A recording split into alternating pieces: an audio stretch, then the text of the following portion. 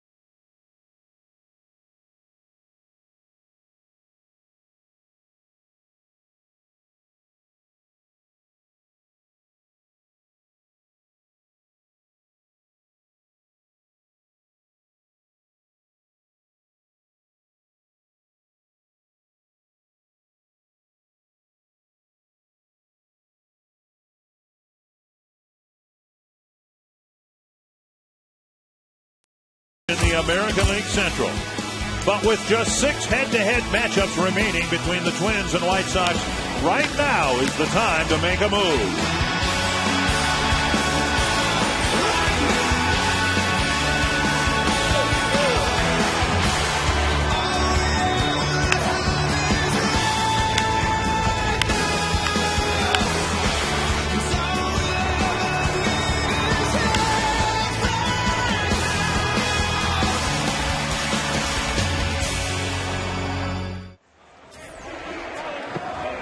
And the Twins take the field after completing a 3-game sweep Sunday against the Oakland A's.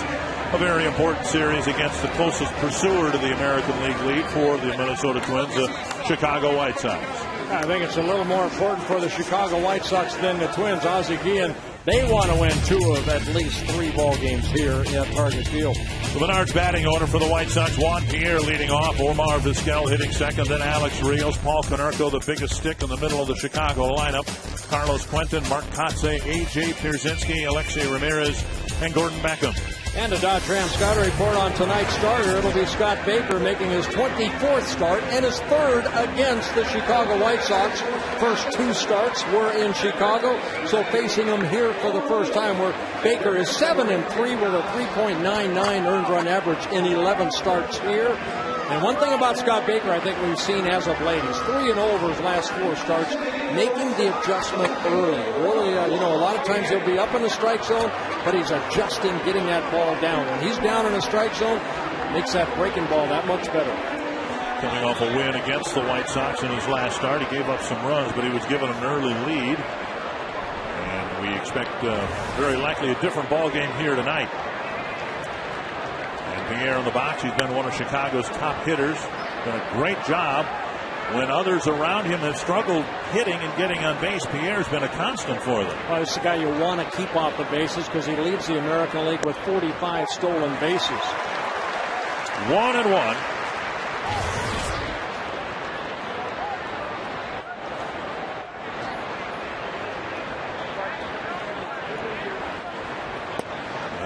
Baker drops a breaking ball over the outside corner, 1-2. You'll see Baker sometimes go to that slider, and then you'll see how that curveball. And really, Baker's been going more to the slider. Remember, this is his second straight start, so he's kind of mixing it up a little bit. High tight fastball, 2-2. I suppose it adds to the challenge. You talk about a starting pitcher figuring out a way to retire guys a third and a fourth time. When you have back-to-back starts, you're extending that to 7 or 8 times. Right, I mean, it was just in Baker's last start, he had to face Pierre 3-4 times, and now again here tonight. Yeah, in his last start, he worked 6 innings. He gave up 5 runs, 4 earned runs, but he had that early lead. The Twins really able to jump on Freddie Garcia, and that was that ball game that Baker got a 5-0 lead. Then he gave up the 3-run home run to Quentin, and then the Twins just kept adding on. They had 5 home runs in that ball game. Hardy to his left, got to hurry. He does. Nice stretch at first by Kadire. Hardy back in the lineup for the Twins. Let's take a look at the Northland Ford defense for the Twins. With Delman Young in left field. Denard Span in center. Jason Kubel in right. Infield's been pretty stable with the exception of shortstop where J.J. Hardy is back in the lineup. Of course, Mauer behind the plate. Hardy tested right away on the first ground ball. Yeah, very good defensive ball club for the Twins. 47 errors, the fewest in the American League. So 1 down, and here's Omar Vizquel. Fastball outside. Well, Hardy having to go up the middle does a good job. Now to throw a little bit on the infield side, Kadire stretching, and with that big first baseman's glove, needed every ounce of that glove to get it, every inch of that glove to catch that ball. Now 2-0 to Vizquel, who has become the oldest position player, regular playing position player in the major leagues at age 43. Right down the middle, 2-1. The intent was to have Vizquel play on the left side of the infield about half as much as he's ended up playing, but they've had a huge hole at third base, and Vizquel has filled it so well. He finds himself as an everyday third baseman. Yeah, they were hoping that Mark Teahan would take over as they moved Gordon Beckham from third base, where he played last year, over to second base, and that's why they got Mark Teahan. But Teahan spent a lot of time on a disabled list. They activated him recently. But it's Omar Vizquel, like you mentioned, Dick. He's hitting 289. For a guy that is 43 years old, great shape. And you can still, he still loves the game of baseball. Tells you a little something about both Vizquel and Teahan, I suppose. This is obviously a big game for the White Sox. Teahan, a left-handed batter. Baker's a right-handed pitcher. But it is Vizquel getting the start at third base and not Teahan. And Teahan, very good numbers against Baker over their meetings. He's 10 for 29, a 345 batting average. Tapper right side, hit right at Hudson, and a couple of ground ball outs to start the ball game for Scott Baker. Boy, that's a good sign, too, because Baker is basically a fly ball pitcher. Twins baseball brought to you in Sony High Definition. 2 down, and here's Alex Rios. Baker knows how to pitch. He doesn't walk a lot of guys. He will give up more hits to innings pitched this year, which he has, but he's walked only 29 batters in 140 innings pitched coming into this ball game. Rios having a wonderful comeback year after a horrible year last year for both Toronto and Minnesota, or for Chicago, I should say. And there's strike one.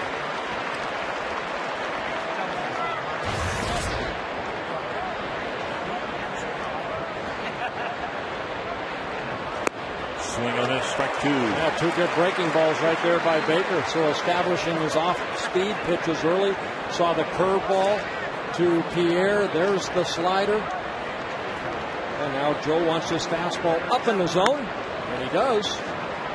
Rio stays off of it. 1-2.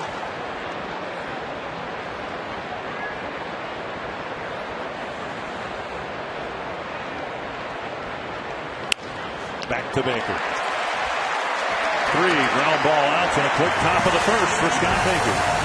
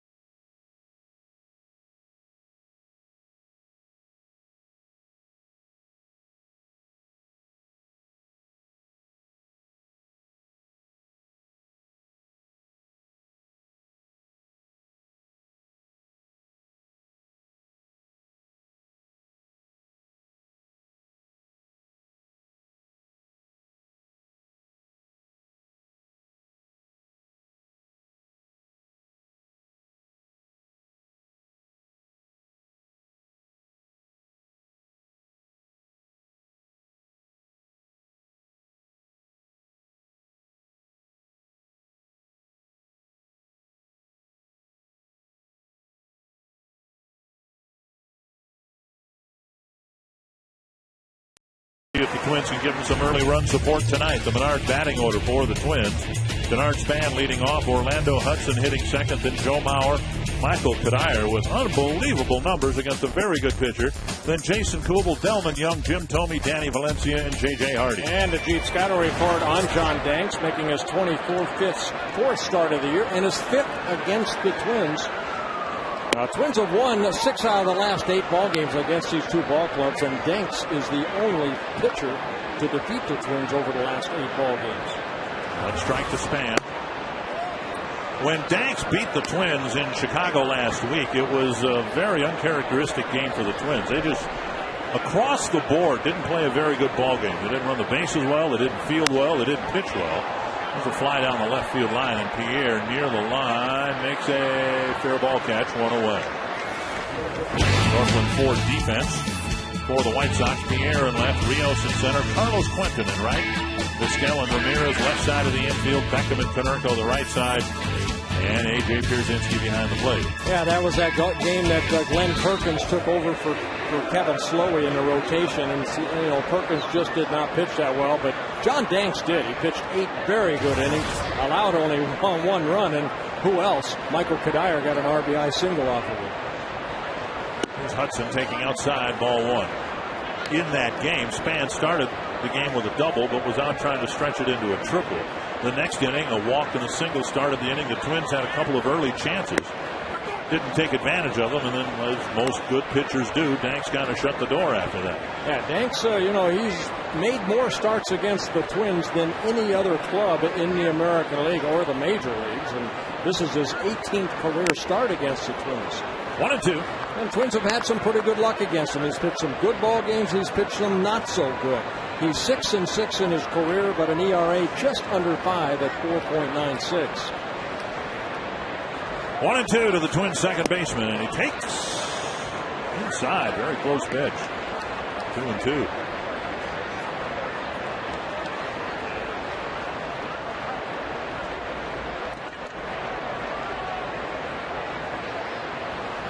And Hudson lifts it high and deep to left field. Pierre going back. It's gone. A home run for Orlando Hudson. And Danks looking in at home plate umpire Bill Hahn saying, where was that earlier pitch? Because Danks thought he had him struck out.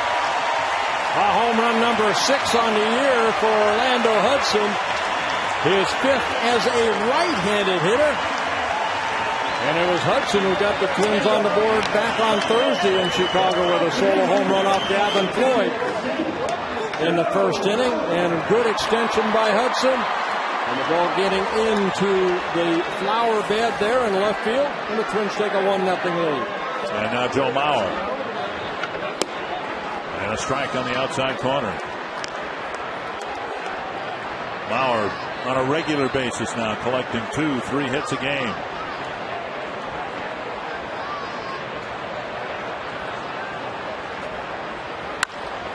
And he squirts one through the left side of the infield, and there's his first hit tonight.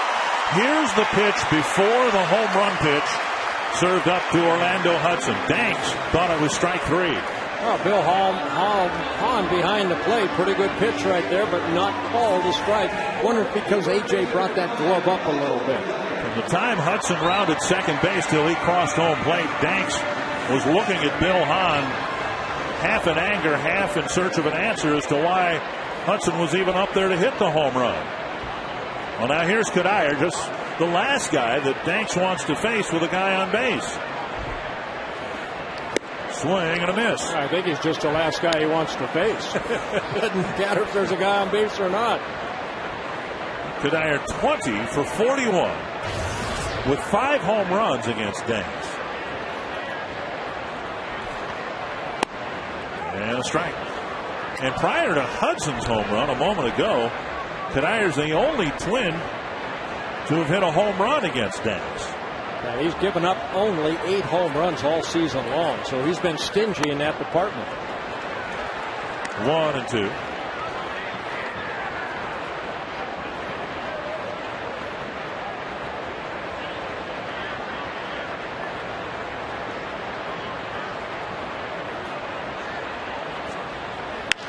And that's to short center, and it'll drop for a hit. Mauer around second on his way to third. And Danks continues to make good pitches at times, but he's unable to retire Cuddyer on a regular basis. Our Lincoln Mercury key stat, even Cuddyer has a little bit of a smirk about that one.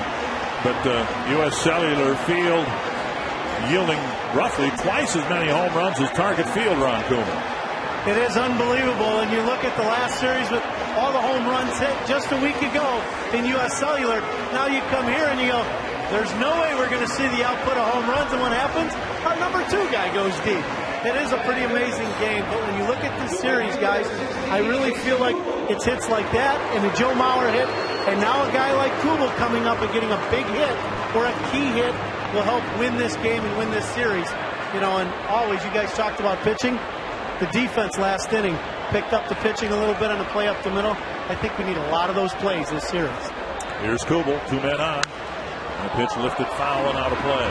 Yeah, the Twins have hit now 109 home runs. 32 of the 109 have been hit here at Target Field. And opponents have hit 36 home runs of the 104 that the opponent, the Twins staff, has given up. So this has been a nice pitcher's ballpark. 1 strike to Kubel. And Ozzie Guillen, who's gone out of his way to compliment the Twins, yesterday complimented the Twins and their new ballpark, says he enjoys managing here. He enjoys managing in Comerica Park, but said it's a nail-biting experience managing games in his home ballpark because of all the home runs that can be hit there. You never feel like you've got a safe lead. So for all the managers who managed at Fenway Park all those years and still do, Ozzie Guillen knows what it's like because you can have a 6-run lead there and not feel like it's a safe lead. 1-2 to Kubel. A high drive to deep right center field. Rios going back. Hard off the wall. It'll score 1. It'll score 2. Kubel to third with a 2-run triple.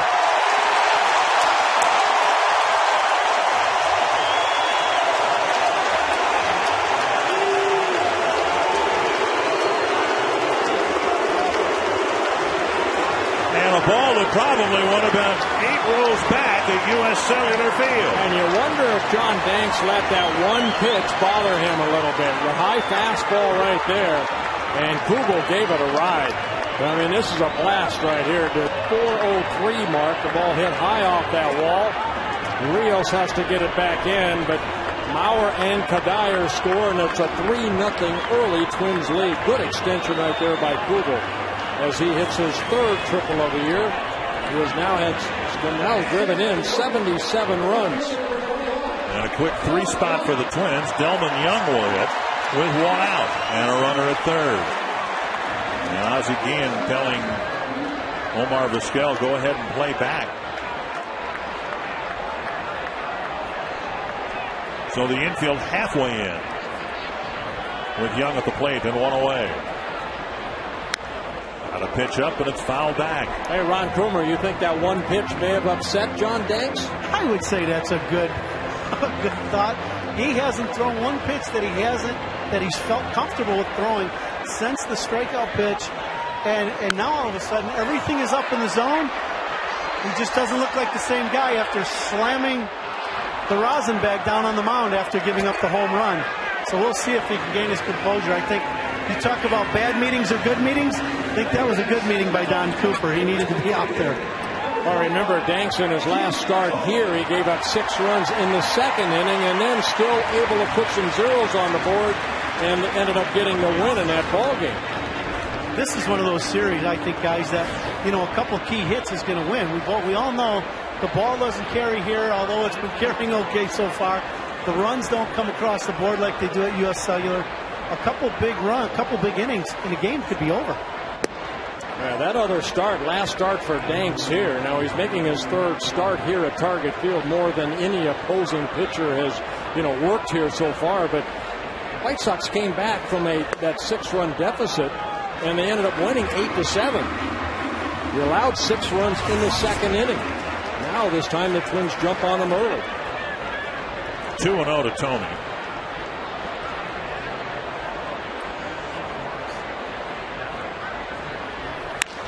To right field and down for a hit. A big 2-out single for Tony to make it a 4-0 ball game. Again, Danks falling behind 2-0, and Tony getting something hittable, and he hit it. Yeah, Danks leaving a lot of pitches up here in the 1st inning, and Tony taking advantage of it, driving in his 42nd run. You see where that ball is, about belt high, and Tony with that uppercut swing. A lot of top spin on that ball as it lands in right field. And Kubel scores the 4th run of the inning. So a 4 spot for the Twins in the 1st. And here is Valencia, 8th man to bat here in the 1st.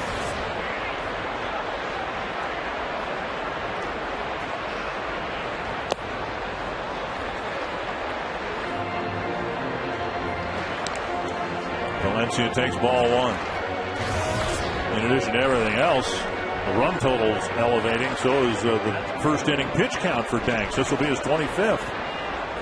Now, Danny Valencia has enjoyed hitting here at Target Field.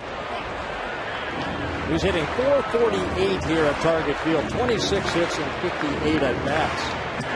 An average of .329.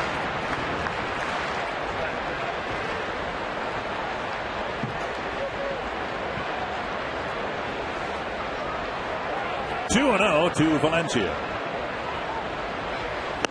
Big swing and a miss.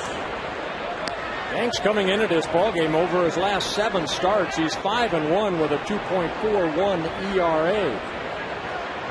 He has not allowed a lot of runs in that 1st inning up until here. Swing a foul tip. 2-2.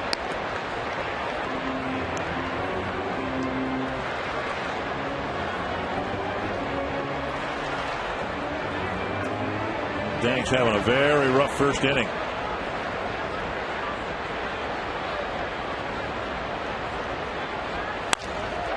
Hook left side. Ramirez picks it up and delivers a good throw to Konerko. Good first inning for the Twins. 5 hits, a couple of extra base hits, and 4 first inning runs.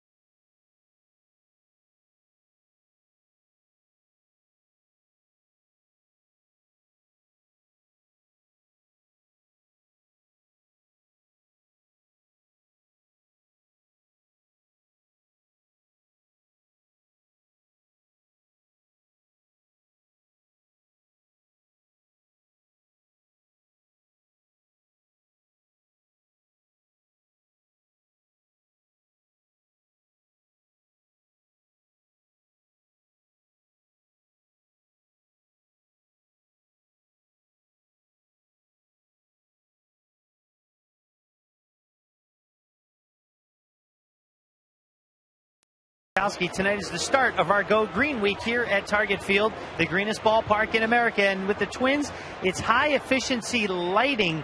And high-efficiency lighting is 5% more efficient than traditional field lighting. That saves nearly $6,000 a year, and interior lighting power is 10% more efficient than standard lighting. So when you look way up north here at Target Field at the lights, that is high-efficiency field lighting. Again, 5% more efficient. Another way that Target Field goes green. Dick and Bert. Thank you very much, Robbie. Well, they did it right here at Target Field, didn't they? There's so many great elements here. Check swing 2-0. Talked briefly with Harold Baines, who had not made the first 2 trips here to this ballpark with the White Sox. Baines, the first base coach. He's had some knee issues that he's dealt with. He's here for the first time, and he's pretty impressed with the new home of the Twins. Here's a deep drive to left center. Span going back to the gap, and the White Sox get a run on a Konerko solo home run. Home run number 30 on the year for Paul Konerko. He came in second in the American League behind Batista with the Toronto Blue Jays. Got a high fastball right there. And Konerko is 3rd home run of the year and his 40th career home run against the Twins.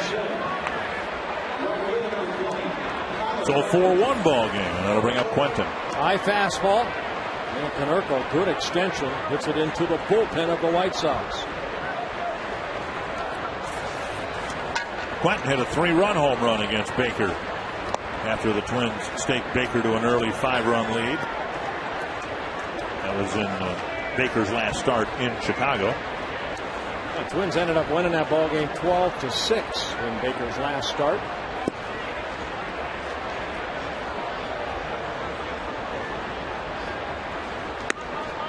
Up and away, 2-0.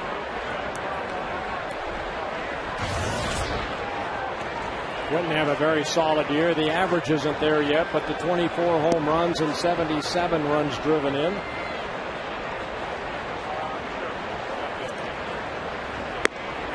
And a strike, 2-1. Clinton goes for a stroll.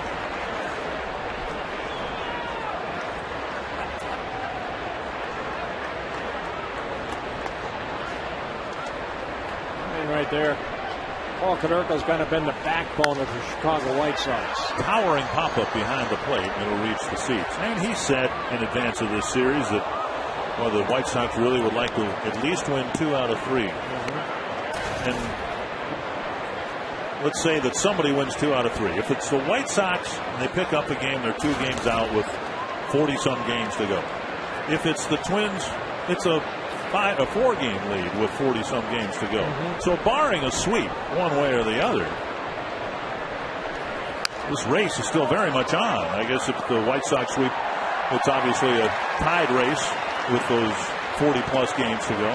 Well, one thing that Chicago has going for them, they started off, okay, and then they fell behind 9.5 games at one time and made it up and got into first place. So, they faltered a little bit, but they know in the back of their mind, hey, if we play good baseball, our pitching's solid, we can get back into this thing. And if they just want to look back to last year and where the Twins were 7 games back last year on September 6th. 7 games back on September 6th, and they ended up winning the division. 2-2 to Quentin. Kotsay will follow. Swing and a foul. Pass along a happy 105th birthday to Alfreda Hammond from Appleton, Minnesota. Proud home of Jerry Kuzma. The western part of the state. 2-2 to Quentin. Inside, and it's a full count. Quentin almost dropped that elbow like he wanted to get hit again. He's been hit 17 times, the most in the American League. A guy that gets right on top of the plate and does not budge. Full count. Another foul back. Remember, it was Perkins that hit him a couple times in that 3-game series in Chicago.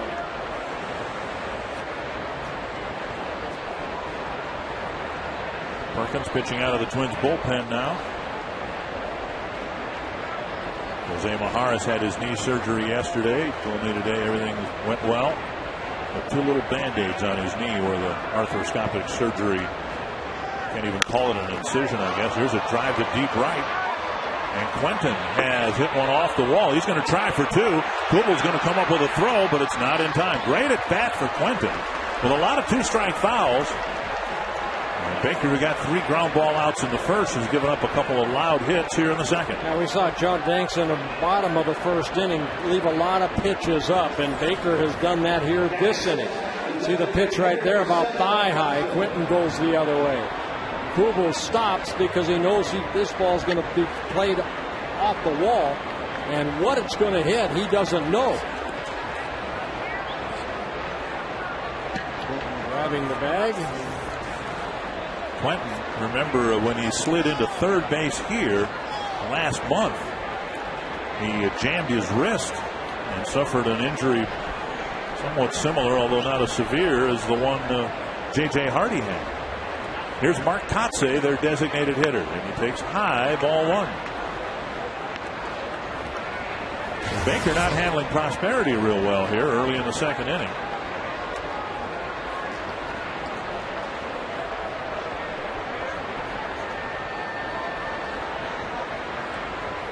One and 0 to Mark Kotsay. Deep to right field, and it's a 1-run game. So the White Sox strike back with 3 quick runs against Scott Baker, and it's 4-3. Isn't that amazing? Well, another high fastball. Same thing that hurt Danks is hurting Baker here in the top of the second. So boom, boom, boom. And it's 4-3. Good extension by Kotsay. He drives in a couple runs with his 8th home run of the year. And pitching coach Rick Anderson out to talk to Baker, try to get him back down in that strike zone. And maybe Rick Anderson making a quick trip to the mound, maybe mixing the pitches up a little bit. I don't know that we've seen many off-speed pitches or breaking balls here in the second inning, and that was... Well, he was trying. Everything was up. Even up, the up, breaking up. pitches. Yeah. Well, a quick 4 spot for the Twins and a quick answer of 3 by Chicago.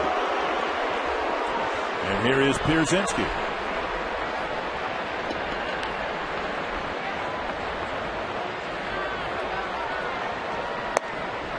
Down low, out of the strike zone, ball 1.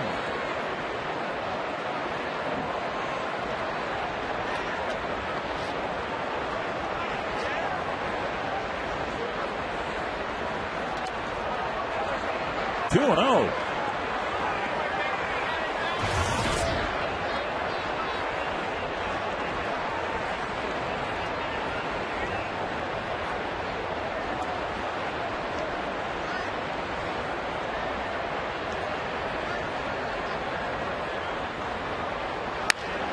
To right field and hit pretty well. Kubel chasing it down near the edge of the track, one away.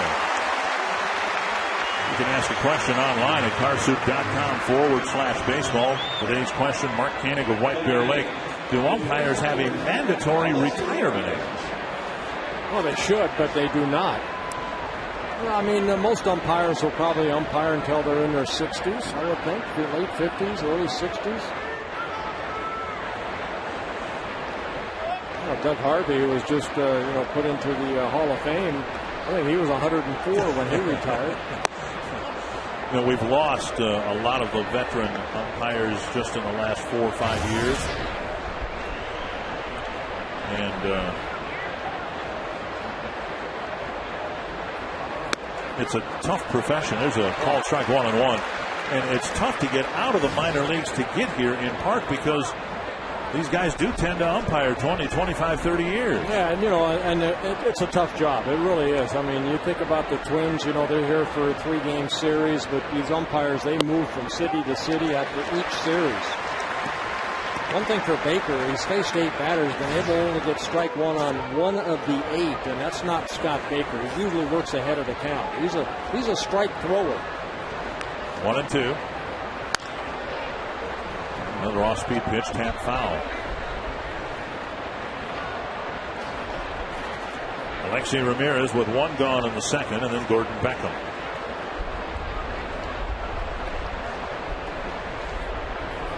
Carl Pavano grew that stash, and he really took off.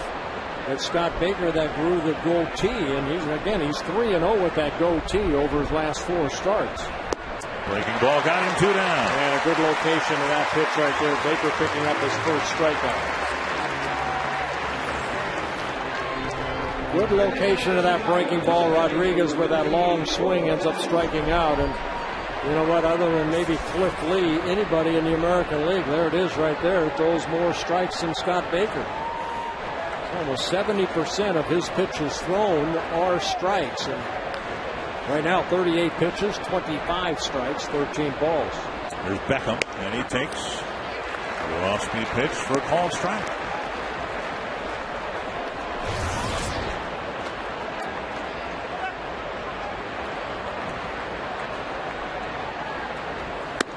A high fastball and a swing and a miss, 2 strikes.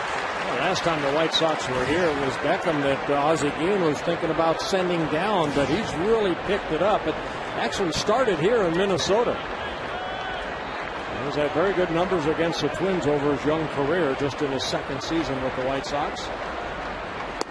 Did he go?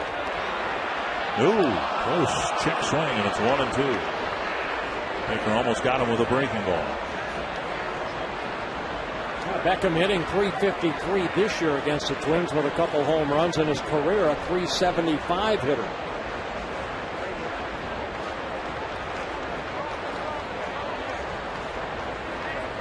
There, strike 3. So Konerko, Quentin, and Kotze get the White Sox back in the game with a couple of home runs and a double, and it's 4-3.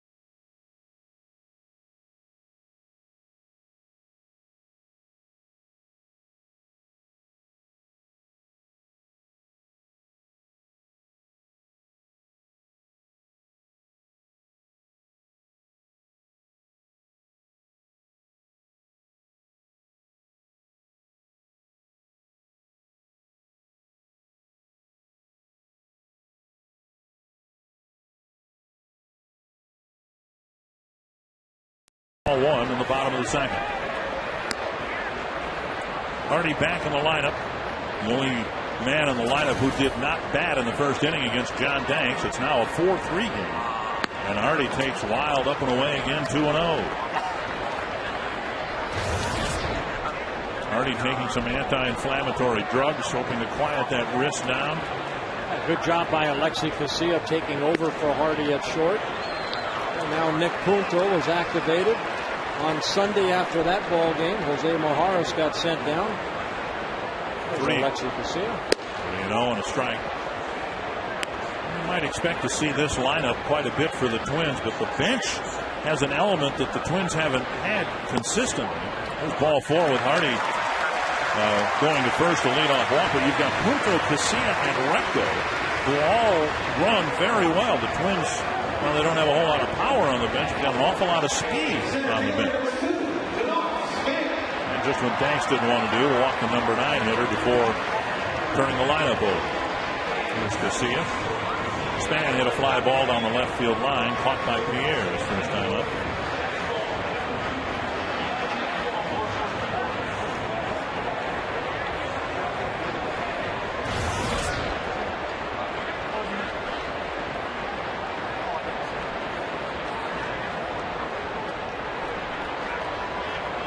Hardy with, we'll call it average speed. Outside ball 1, and 5 of the first 6 delivered by Danks here in the second inning out of the strike zone. Yeah, not too many clubs run against John Danks. He does have that high leg kick, but then he utilizes that slide step from time to time. Danks fighting his control. And he delivers a strike, 1-1. And the Twins just need to look no further back than that game here right after the All-Star break when the Twins got 6 second-inning runs. Danks fought through that and went into the ball game, took it deep into the ball game. Strike 2. Still gave the White Sox some competitive innings after giving up a 6 spot and ended up getting the win.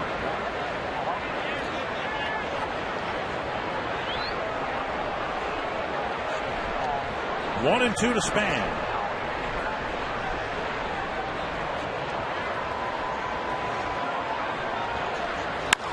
High chopper. Oh, great catch by Danks. Nearly throws it away. A nice catch by Danks. Maybe a greater catch by the shortstop Ramirez. Danks Span reaches on a fielder's choice. Time for the Coors Light Cold Hard Blast provided early by the Twins second baseman. Orlando Hudson got a fastball up from John Danks and hit his 6th home run of the year. His 5th as a right-handed hitter. That gave the Twins an early 1-0 lead. And the Twins added 3 more in the bottom of the first.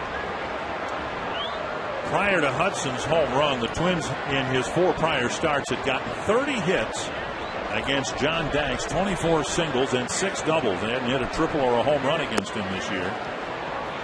And Hudson went deep, and Kubel almost went deep and got a triple.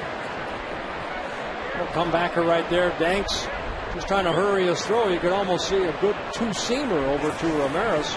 Ramirez he's able to touch the bag for the force out. And Hudson takes down and in 2-0.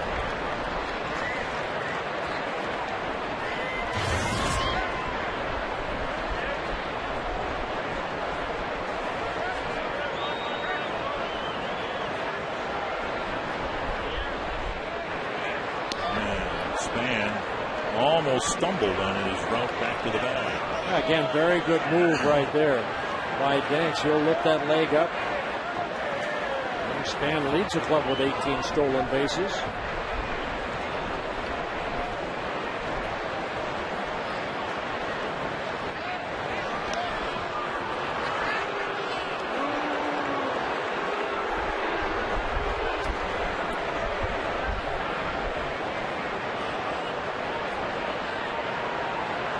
See if he utilized that slide step home. Big leg kick. And a called strike, 2-1.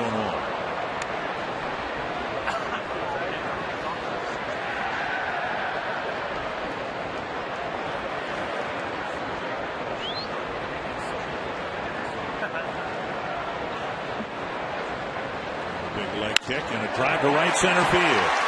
Down for a hit. Span flies around second on his way to third, and Hudson's got a good night going against one of the hottest pitchers in the league.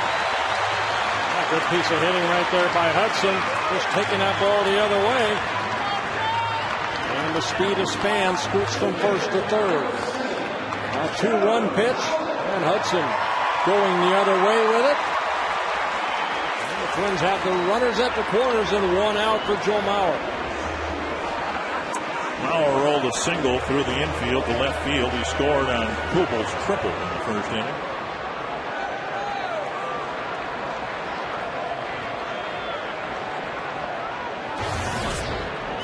Mauer .331 coming into play today, third in the league in hitting. Miguel Cabrera at .340, Josh Hamilton at .362. Takes a strike on the inside corner.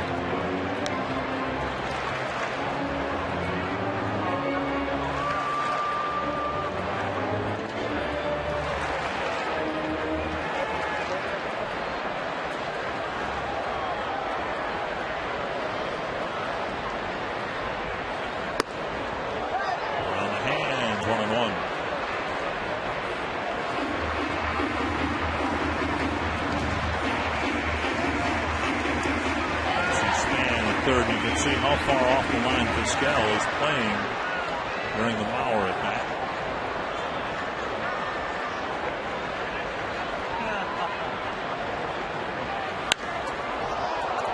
Fascinating article in Sports Illustrated this week about the lost art of stealing home.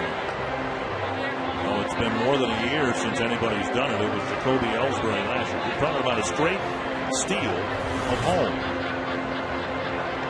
One of the elements you look for, not that it would happen here with Mauer at the plate, but a third baseman playing well off the line. 1-2. Foul tip. And Pierzynski hangs on for a big strikeout, out number 2. A little cutter right there against Joe Mauer. Here's some fans in our Circle Me section tonight. There you go. You are hereby circled.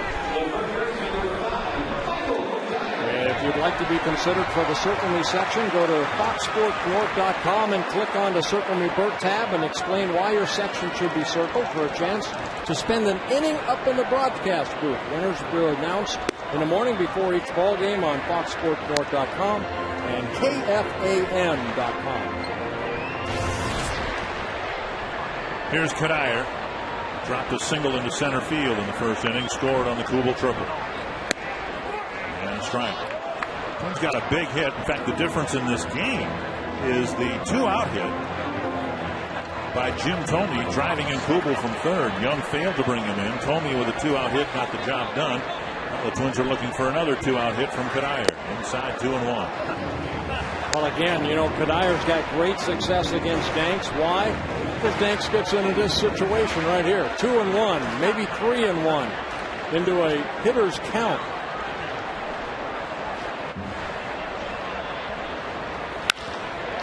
At the shortstop Ramirez. Twins threaten, don't score. It's a 1-run lead as we go to the third inning.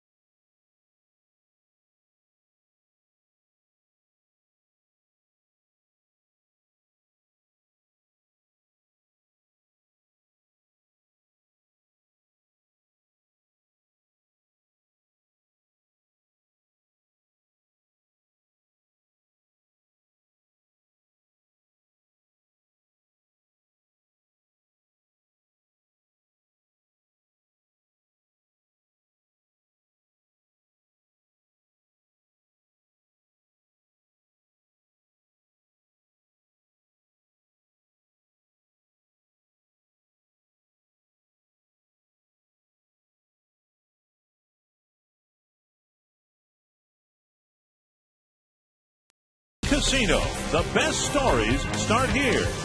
By Lincoln Mercury. Visit your local Lincoln Mercury dealer or go to experiencelm.com. And by AT&T. Find out what's possible with the nation's fastest mobile broadband network. AT&T. Rethink possible. Scott Baker pitching to Juan Pierre to start the third inning. A 4-3 Twins lead. First inning, Baker kept everything on the ground. Second inning, the White Sox hit a lot of balls in the air. We'll see what happens here in the third. In addition to this being a key series with the White Sox, this is also Go Green Week here at Target Field. And we're happy to have Todd Gleason, head of marketing and strategy for Pentair, the official sustainable water partner for the Minnesota Twins. There's a pitch outside, and it's 3-0 to Juan Pierre. Todd, tell us about this wonderful state-of-the-art system that's actually underground here at Target Field, where the rainwater's collected and reused. Yeah, well, it's an honor to be here, Dick and Bert. Thanks for having us. Just quickly, it's a great system for the Target Field, for us as an organization that's Minnesota-based. It captures all of the rainwater that's collected in the 7 acres of Target Field through a grid of systems. It's channeled down to a large tank. It captures about 100,000 gallons of water, both irrigation, rainwater, or washdown water. And then we take that water, as you can see here on the TV, and we go through a series of sophisticated monitoring and filtration systems. We pump that water through an ultrafiltration system until it's at least the quality of water that we have in our drinking system. Really? And we use that to irrigate and wash down the field. That's what it's designed to do. Here's Omar Vizquel with the White Sox down a run. Here's a drive to right center field, chased by Kubel. And, oh, what a tremendous catch by Jason Kubel. Oh, my goodness. The catch of the year at Target Field. Unbelievable catch by Kubel. This ball looked like it was over his head, but at the last second, Kubel dove for the ball and was able to come up with it. Right there, look at that catch right there by Kubel, and then flipping the ball to Span to hopefully get Pierre, who went a little bit too far around second base, to force him at first. But what a great catch by Kubel. Alex Rios earlier this year made a great catch, taking a home run away from Michael Cuddyer, but that's the finest catch I've seen in this new ballpark. One down. Pierre still at first, and here is Rios. And a throw to first. Now, Todd, it was when we started this homestand, I talked with Larry DeVito about all the rain that had come out of this ballpark. I think he said 5.8 inches of rain from Sunday till the homestand started on Friday. And I wondered about this cistern and what the capacity was. And he said, no, it wasn't even close to being filled up. Right. Really, the only thing apparently that I've seen so far that catches better is Jason Kubel out in the outfield. If you think about our system and what it's designed to do, it's designed to save Target Field and the Twins at least 2 million gallons per year. So that's helping the city of Minneapolis avoid that sort of stress on the municipal system. And so the cistern itself captures at least 100,000 gallons before we really start to filter it. Now to left center field. Chased by Span. And the left fielder, Delman Young, makes a great running catch. Wow. Those are about as fine a plays back-to-back by Twins outfielders as we've seen in a long time. Oh, Baker better start getting that ball down, because it's not going to happen all game long. But Delman Young cutting across right there, making a nice running catch. And here's Jason Kubel against Omar Vizquel, diving for the ball, coming up with a great catch. And Pierre still has to scamper back to first. Now, Todd, are there any other ballparks that do the same thing? No, the Twins are doing here. Yeah, good question. And no, there aren't, but we expect that there's going to be other ballparks that are interested in this type of sustainable and environmentally friendly system to capture and to reuse the water in various ways. Other stadiums are talking to us about systems that we can provide them. And we're basic in water. We're a $3 billion company, $2 billion of which is water pumps, filters, systems around the world. So, we're all over Target Field and a lot of other stadiums in various ways, but this is definitely a world-class and unique sustainable system. 1-0 to Konerka with 2 gone and the tying run at first. Throw to first. And the ball gets away from Kadire. Pierre's going to go to second. And he will hold up there. I thought he could have had third base. My goodness. He did not hustle to second base and then look over his shoulder. Now, he's probably going to score from second anyway because of the speed on a base hit. But right there, you want to stay aggressive. Pierre diving back into the ball, into first base. Kadire that throw up the line, but then down the right field line. And the Baker should get the error right there. It is an error charge to Scott Baker. Well, it's 1-0 to Konerka. Pierre probably saying, finally, I got to second base. Didn't have to retouch this time.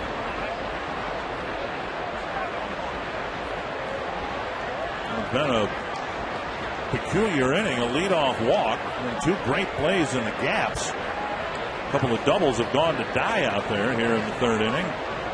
Now an error, putting the tying run in scoring position.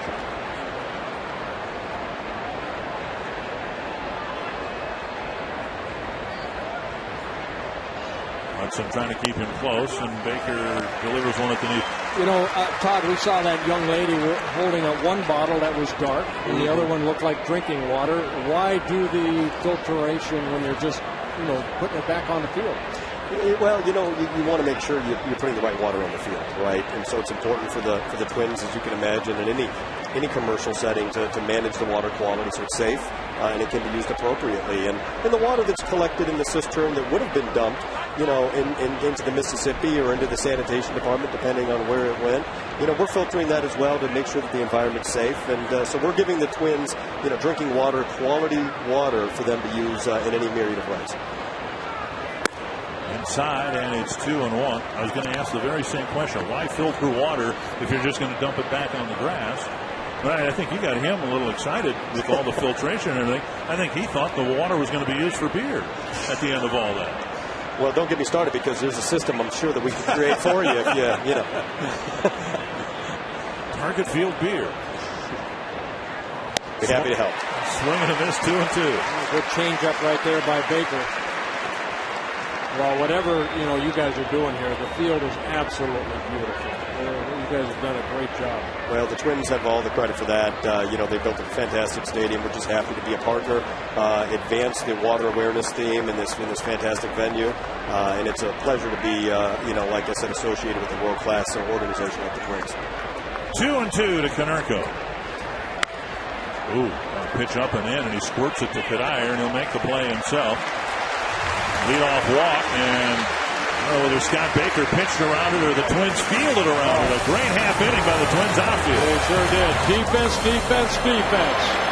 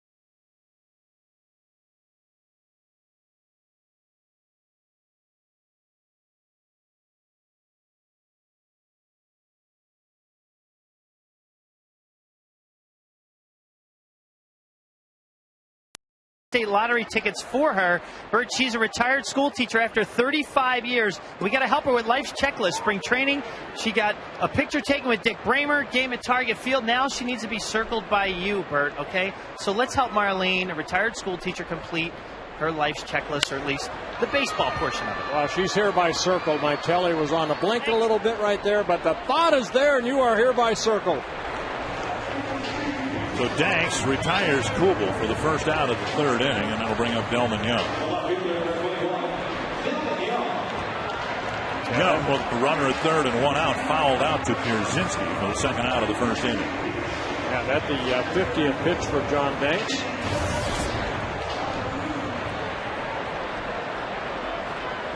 Danks trying to do what he did here earlier this year, and that is get roughed up early but fight through it, complete 6 innings, and who knows, maybe get credit for a win. Twins need to be careful here and not let this very good left-handed pitcher off the hook.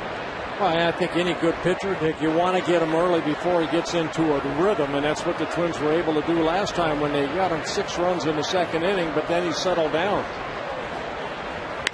Fouled up and near the Twins dugout. And out of play.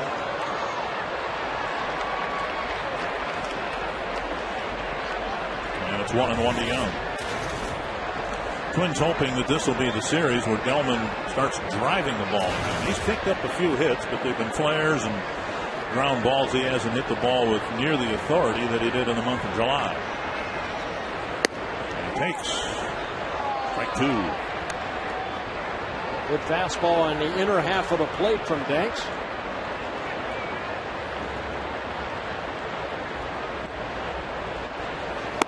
Very high, 2-2. Danks, 25 years old, originally #1 pick by the Rangers back in 2003. Came over to the White Sox over the winter of 2006.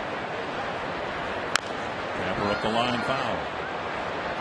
Did not come to the major leagues with the Rangers. He came up with the White Sox in 2007. Made his major league debut against the Twins in Chicago. Johan Santana, and he hooked up, and he ended up losing that ballgame 3-1 to Santana. On the ground to Ramirez.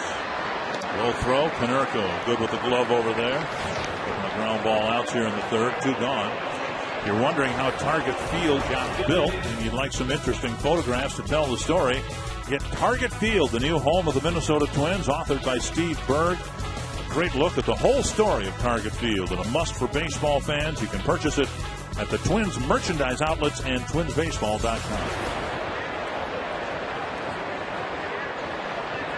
2 down. Here's Jim Thome. Thome with a swing and a miss. Drove in a run with a single and 2 out in the first inning. His 1,607th career run batted in. And 3 big ones here on Sunday afternoon. Half swing, strike 2. Thome on the RBI list, and he keeps marching past these Hall of Famers. Next up on the RBI list at 1,609, Goose Goslin. 1-2.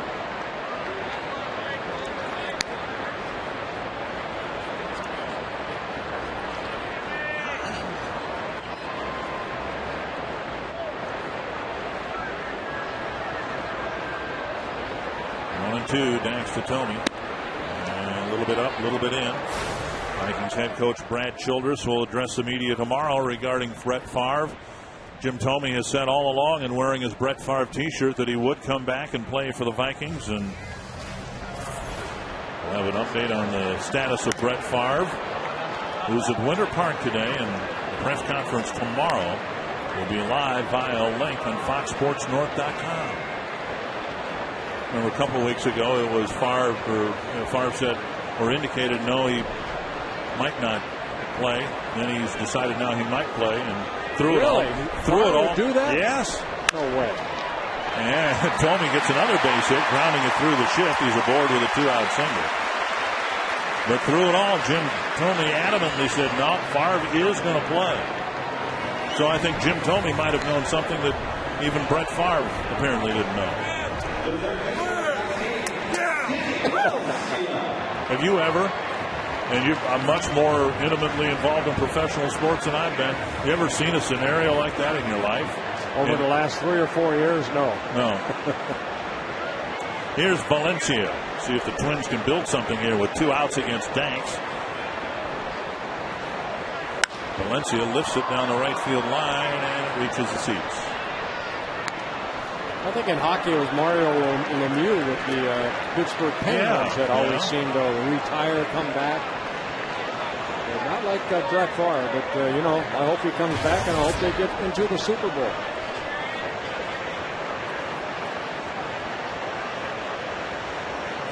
Valencia with a bouncer to short to end the first inning when the Twins sent 8 men to the plate and scored 4 times. Up and in, 1-1.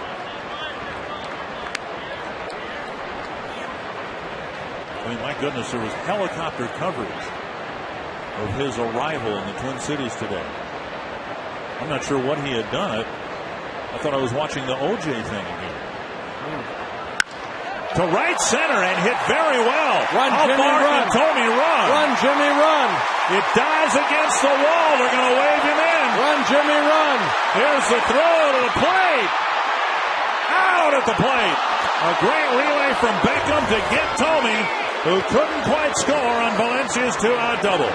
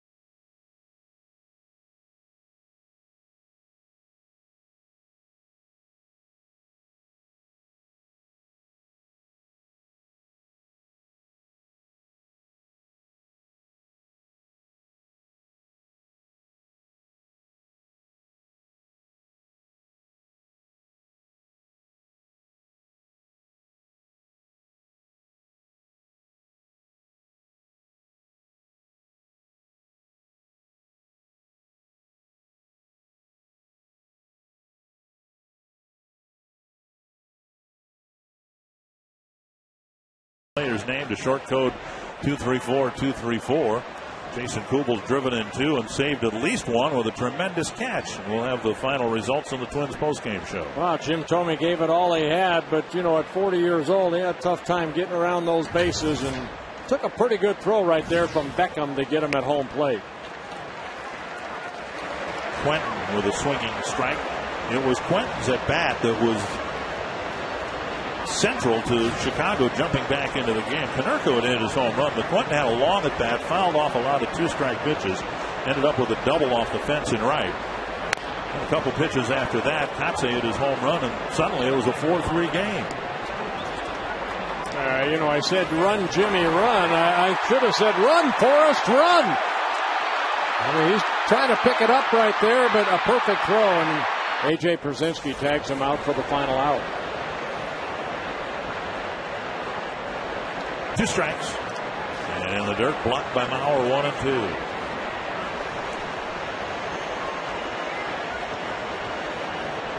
But Quentin ended up, even though the home runs were hit around him, I thought with having the most important at bat in that second inning, because Baker got ahead of him and Quentin wouldn't go away quietly and ended up at second with a double.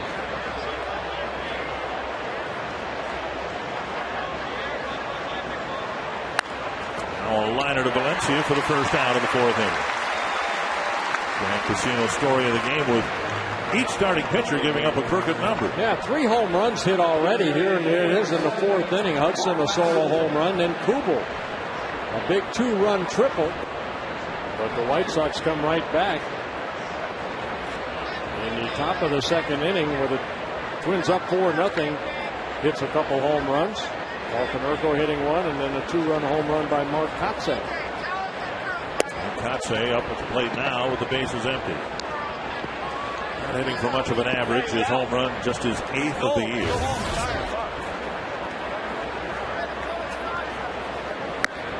Baker misses inside, 2-0.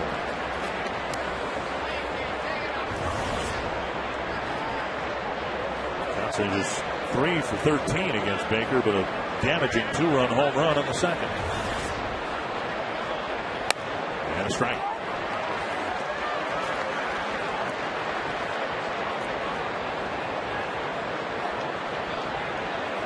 Before the 3 extra base hits and the 3 runs in the 2nd inning, Twins starting pitchers have pitched 14 consecutive hitless innings. 2-2 to Kotsay.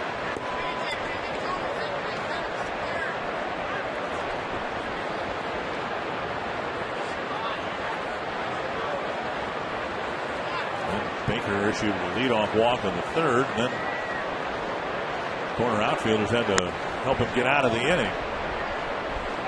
3-2 to Kotsay. That's how you win games. That's how you win throughout the season. Again, the Twins with the fewest errors in the American League take a lot of pride in their defense. Young with a nice catch. Kubel with even a nicer catch.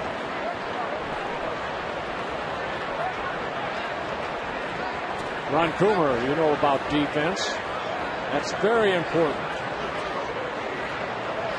When you look at this series, guys, and we talked about it in pregame, you guys talked about it in the open, and all the hype going in and the playoff atmosphere. To me, defense, obviously starting pitching, and both guys have been hit a little bit, but defense has made a big impact on this game so far. It might again, if this ball doesn't get caught by Jason Kubel in the corner. Kotsay digs for 2nd. And he's aboard with a 1-out double, so the tying run at 2nd again with 1 away. You know, we've talked about how the Twins play. Here's a great play in the 1st inning by Hardy, and then Dick. I can't agree with you more. I haven't seen a better catch in our new ballpark than that one. And Delman going to the gap. I really think in this series, even though the ball has gone out of the ballpark a few times already, I really believe clutch hits like the Thome hit and the Kubel hit, and also playing defense and making big plays are going to be what's going to make this series for the winner, either team. Here's Pierzynski with the tying run at 2nd and 1 away. Lifts it foul over the Chicago dugout, 1 strike. Last time the White Sox were here, they won the opener right out of the All-Star break. And at the time, they had a 4.5 game lead on the Twins. There's been a 7.5 game swing since the first game of the 4-game series. 1 strike to Pierzynski. Deep to right field. Kubel going back. And it's off the wall. Pierzynski digs for 2nd. The game's going to be tied, and Pierzynski's in with a game-tying double. So a couple of well-hit balls for outs in the 3rd inning, and now the White Sox get back-to-back doubles against Baker to tie it at 4. Yeah, AJ had really been struggling in the 2nd half, coming in, hitting 207 since the All-Star break. Got a pitch right down the heart of the plate. And that ball hitting off that plywood there. Kubel, good job of playing the carom, but it's an RBI double for Pierzynski, his 21st of the year, driving in his 35th run.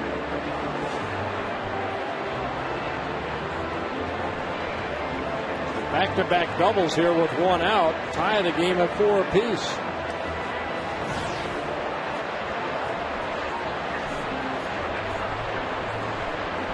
Glenn Perkins getting loose. It's not been a smooth ride for Baker at all. After 3 weak ground balls in the 1st inning, the White Sox have hit him very hard.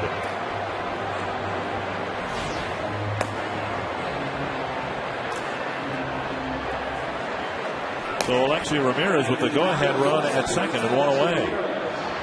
Ramirez struck out on a breaking ball his first time up. So the first 4 runs go to the Twins, the next 4 to Chicago.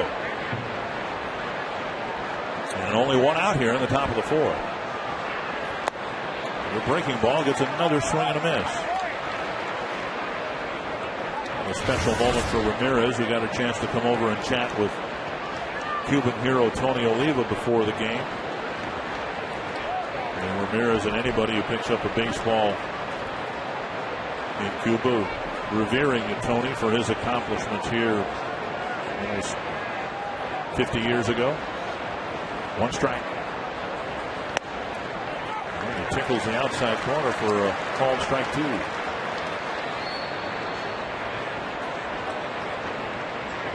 Ramirez defecting from Cuba. Tony told me that his brother, Tony Oliva's brother, was a coach on Ramirez's team in Cuba before he defected. Ramirez growing up about 7 miles from Tony Oliva's home. I hate to call it hometown because Tony grew up out in the country, but Pinar del Rio, Cuba, and Ramirez grew up about 6-7 miles away. Tony, a Twins Hall of Famer, and his number 6 has long been retired here. Baker ahead of Ramirez, 0-2.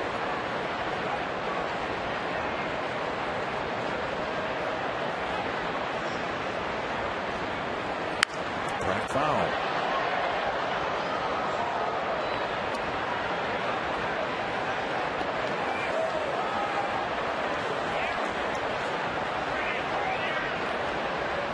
Baker's pitch count at 72 pitches here with 1 out in the 4th inning.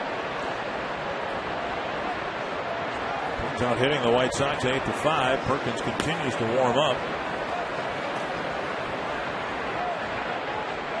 All 5 Chicago hits have been extra base hits. And another swing and a miss on a breaking ball, out number 2. Getting Ramirez for the 2nd time, and Baker picks up his 3rd strikeout.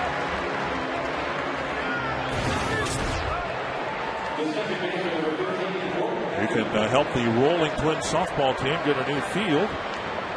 Pepsi's giving away millions of dollars this year as part of the Pepsi Refresh Project. You can vote up to 25 times to help the Rolling Twins wheelchair softball team in Minnesota get a new field. And this is the final night to vote. Michael Kadire, the spokesperson. It's a tight race. Your vote might make the difference. Beckham with a big swing and a miss. A foul tip. 1 strike. I tip my cap to both Michael and Claudia Kadire Sunday night for putting on such a great event to benefit the Boys and Girls Clubs at the Capitol Grill, a few blocks here away from the Target Field here. 4th year that Michael and Claudia have done that. It's a great event, raising around $100,000 for the Boys and Girls Club. Fly ball right center field, hit fairly deeply, but Kubel is there to end the inning. A pair of doubles. We got a tie game going to the bottom of the 4th.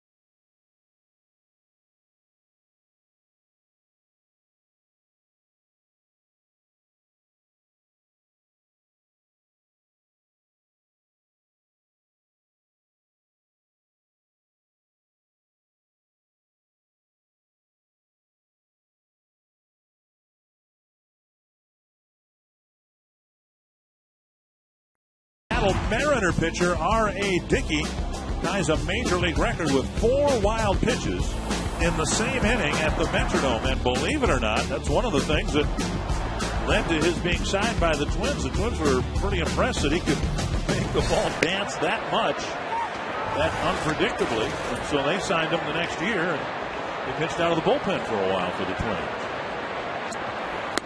Hardy with a swing and a miss. 2 quick strikes here in the 4th. Hardy drew a walk in the 2nd inning. Twins haven't scored since the 1st, and now we've got a tie game at 4. Foul back. Yeah, Danks has given up 8 hits, 5 of those coming in the 1st inning. We've had a runner, at least one runner in scoring position in every inning. And an off-speed pitch. Changeup gets Hardy for a strikeout to start the 4th. And the 2nd strikeout for Danks. There you go. You are hereby circled. Oh, my circle machine still does not work, but there's some fans. We're going to be circled anyway, and circled in the sections tonight. If you'd like to be considered for the Circle Me section, go to foxsportsnorth.com and click on the Circle Me Bird tab and explain why your section should get circled for a chance to spend an inning in the broadcast booth. Winners will be announced the morning before each game on foxsportsnorth.com and KFAN.com. Span with a fly to left. And he bounced into a fielder's choice. A comebacker to the mound. Danks nearly threw the ball into center field. Ramirez with a nice catch to get the force at second base. And a tapper up the line. 2 strikes to Span. Twins are the hottest team in baseball. In fact, right now there are only 4 teams in the major leagues with a better record than the Twins. San Diego and Atlanta out of the National League, and the Yankees and the Rays out of the American League. 2 strikes to Span. And he strokes one solidly to right. A 1-out single. And Hudson will come up, having already picked up a couple of hits against Danks. Ready for some trivia? Yes. All right, here we go. Our AT&T trivia tonight. Who are the only active players to have played in the 80s? Wow. There's Omar Vizquel. I wonder if he might be one of them. Well, you think? What about that left-handed pitcher from the Philadelphia Phillies? Well, if you played in the 70s, does that disqualify you for having pitched in the 80s? Mr. Moyer probably on the list. Here's Hudson, who homered in the 1st and then singled in the 2nd.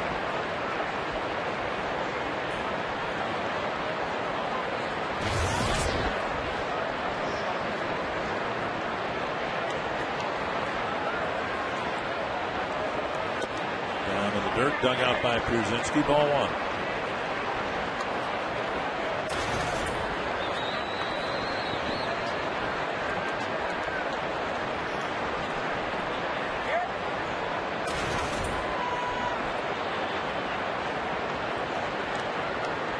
To Hudson. Span flops back to the bag. Not much to Span's lead. Most of the time he simply has a lead where he can fall over and reach the bag.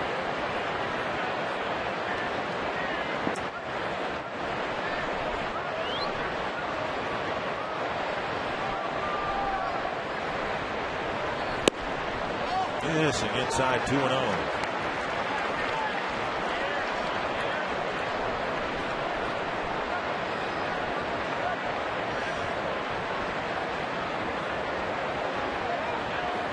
Should be a fastball count right here. Maybe a hit and run type of situation. Toward the hole.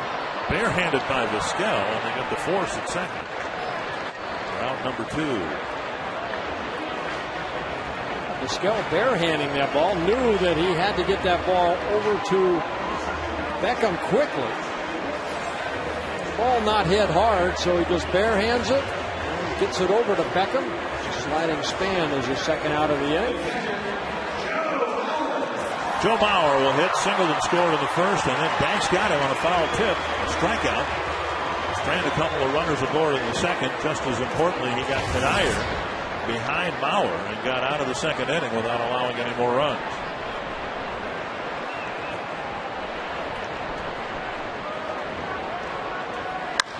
High fly to center field. Rios under it to end the inning. Sad news today. Bobby Thompson, who hit maybe the most famous home run in baseball history, passed away today at the age of 86.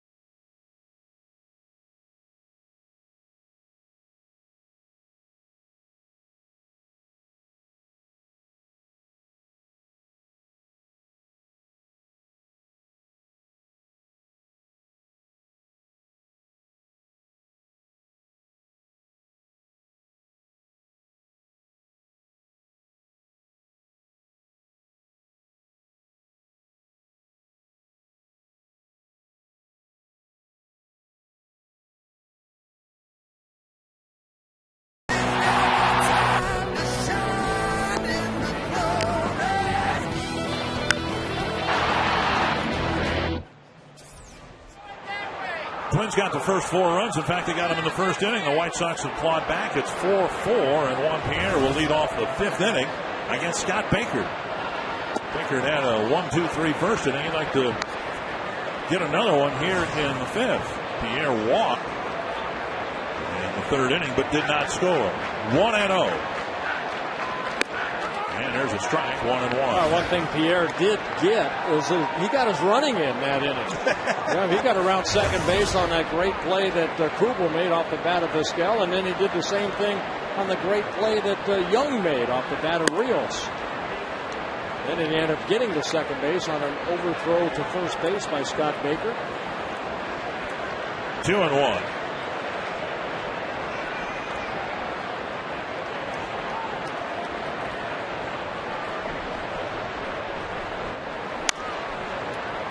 Foul, and it's 2-2. Pierre, of course, done a nice job getting on base, stealing bases. They say defensively, although he does not have a great arm, he's done a really good job for them covering left field. With his speed, he's able to cut off a lot of balls like we've seen Young and Kubel cut off for the Twins, and now it's 3-2. You have to make him swing the bat, too. No free passes. Baker walked him in the 3rd, but got away with it. He didn't want to repeat the same thing here with another leadoff walk. Vizquel on deck.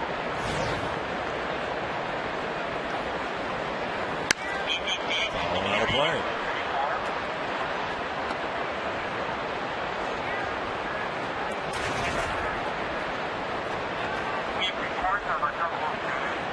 It's kind of go full circle, I guess.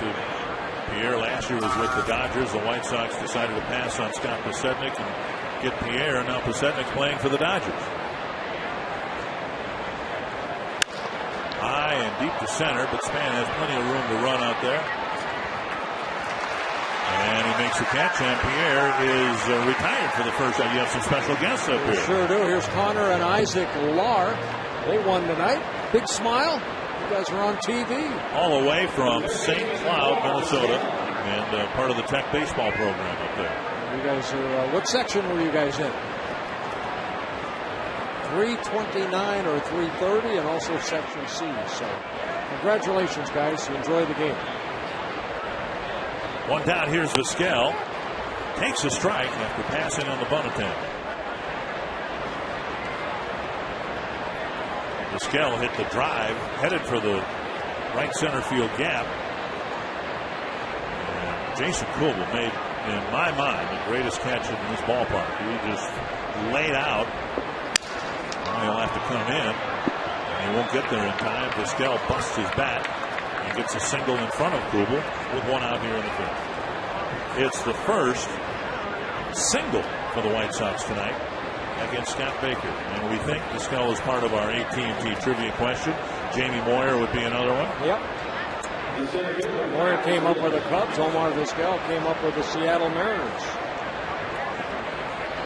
And here's Alex Rios.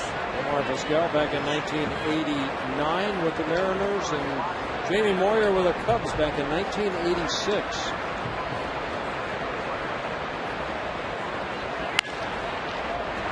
Is through the left side of the infield. Rios shaking his hands as he leaves home plate. He had busted his bat, but the White Sox get a couple of hits here with one out in the fifth. Jay Glazer's traveling coast to coast on his annual tour of NFL training camps as players prepare for the upcoming season. Join him for his stop with the Minnesota Vikings on Jay Glazer's training camp party tonight at 10:30 at Fox Sports North. Log on to foxsportsnorth.com for more exclusive action from Vikings camp. I think they'll mention Brett Favre at all on that show. He arrived in Minnesota today, presumably to play for the Vikings. Here's Konerko, homered, leading off the second and starting the Chicago comeback. High drive to center. Span going back toward the track. Makes the catch. Span's throw to the shortstop Hardy. The lead runner will advance. 2 down. In my mind, from my feeble memory, I can remember just 2 players hitting a ball out to straightaway center field. I was talking with Harold Baines about that today. Jim Thomey's done it during the regular season. And Joe Mauer, who has not hit one here during the regular season in the St. Louis series, hit one out in the trees in center field. And I think those are the only 2 guys, right-handed or left-handed, who've hit one out to straightaway center field. Bauer in front of the plate to give some signs. In the event Rios takes off from first. You think of anybody else that's hit one out in the trees? Well, not in the trees. Bettencourt. Just to the left. Just into the bullpen area. Yep. Well, here's Quentin. He's got enough power to hit it out there. He banged one off the fence in right field in his second inning at bat, and then hit a semi-soft line drive to Valencia in his next at bat. There's the first pitch in around his hands. 1-0.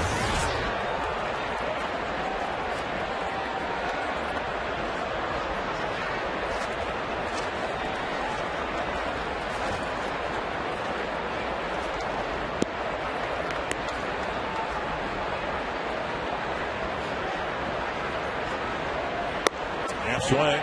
Will appeal. No, it's 2-0. Game early on, Baker's struggles throwing strike one to batters. And it seems like that's continued here into the fifth inning. Yeah, he just has not had the control. He's just been off here tonight. Look at the strikes and balls, about 2 strikes for every ball, but he's put some dangerous hitters into some favorable counts, including this count to this dangerous hitter. Now by Mauer, and now it's 3-0. Second base is open. Kotze on deck. Kotze's cracked a couple of extra base hits against Baker already. Yeah, again, Perkins in the bullpen. Kotze, a left-handed hitter. Already 2 for 2 off of Baker with a 2-run home run and a double.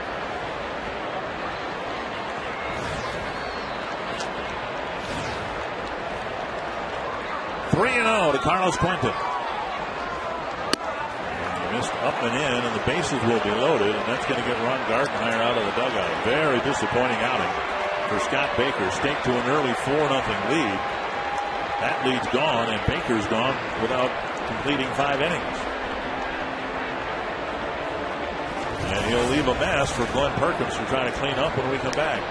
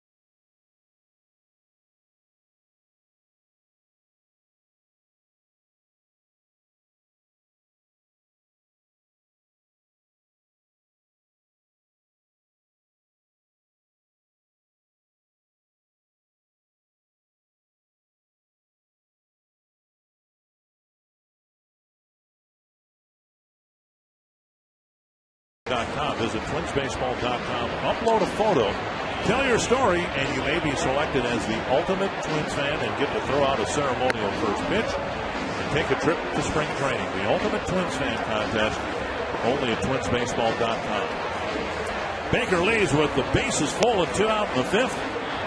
And Glenn Perkins making his first relief appearance of the year. Yeah, not the way you want to come into a ball game with 2 outs and bases loaded, but Perkins is put into that situation.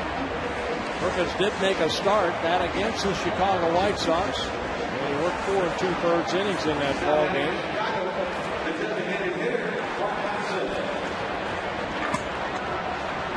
And of course, you mentioned Jose Majares. He's out for a while with that knee surgery. And then Brian Dunsing, the other left-hander that was out in the bullpen, now in the starting rotation. So it's just Ron Mayhay and Perkins out in that bullpen. 2 lefties for Rick Anderson. Twins make a move bringing in Perkins. The White Sox don't make a move. Kotze against a left-handed pitcher. And the first pitch taken for a strike. Kotze this year against lefties is 0 for 21. And there's some other options for Ozzie Guillen, Andre Jones, Brent Lillibridge, but he's letting the veteran Kotze, who's already stung the ball twice here tonight. See if he's able to get that first hit against a lefty. Perkins hits the outside corner. It's 0-2.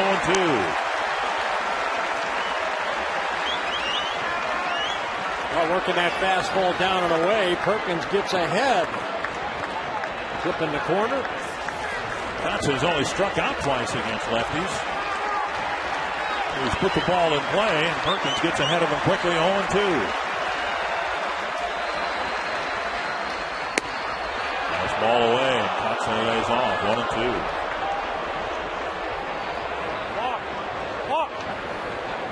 Brent Lillibridge, for instance, 8 for 19, hitting .421 against lefties.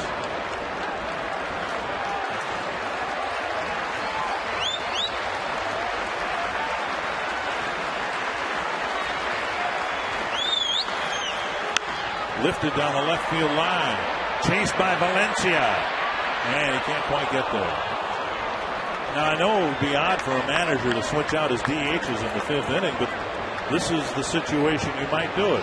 Bases loaded, key spot. I mean, any runs you get here might be the ones that decide the game. Yeah, I mean, again, you see managers that play hunches sometimes. There's Andre Jones right there with a bat in his hand. Ozzie Guillen deciding to stay with Kotze. Well, again, he's 2 for 2 in the ball game. Put that against the right-handed Baker. Bouncer right side. Hudson. Ooh, a dangerous play, and he throws him out. And Hudson got the final out, and Kotze leaves the bases loaded.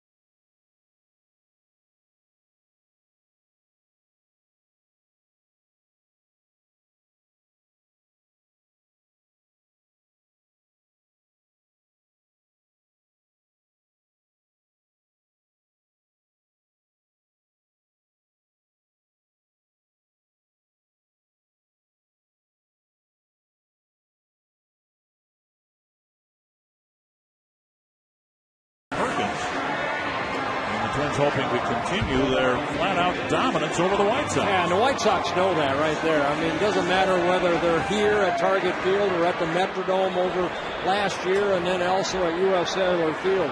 The Twins have won 19 of the 25 between these two ball clubs. Here's Kadair to start the Twins fifth. Right off the end of the bat, a little roller up the line, and it rolls foul.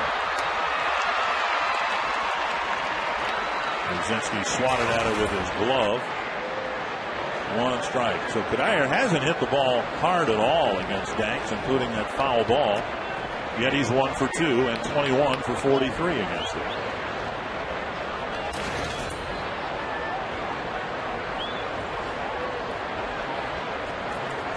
Danks has only walked one man, and it was the number 9 batter Hardy back in the second inning.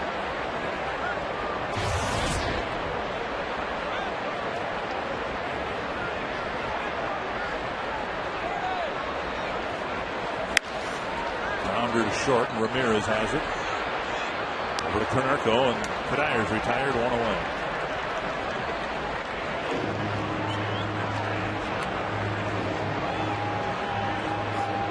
That'll bring up Jason Kubel. Kubel nearly hit a 3-run home run into the pine trees we spoke of. It was just to the right of the short wall and high off the wall adjacent to the scoreboard. It went for a 2-run triple in the first inning. Pop up now to right field. Quentin coming in. And he makes the catch and a quick second out. Fox Sports North supports Go Green, presented by Pentair. Visit Fox Sports North's Facebook page and tell us what you're doing to Go Green for the chance to win a Minnesota Twins Pentair water bottle. Plus, log on to foxsportsnorth.com. Scroll down to Fox Sports North Supports tab to find tips and resources for what you can do in your community to make a difference. Delman Young takes a strike on the inside corner. Danks has not had a 1-2-3 inning. And if he gets Young, he'll have his first here in the fifth. 1-1.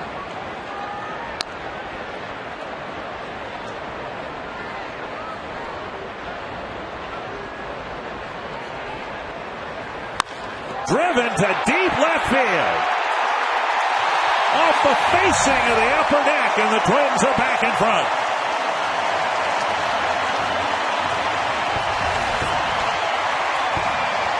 Home run number 15 for Delman Young, and there's no doubt about this one. My goodness, that was a 3-iron right there.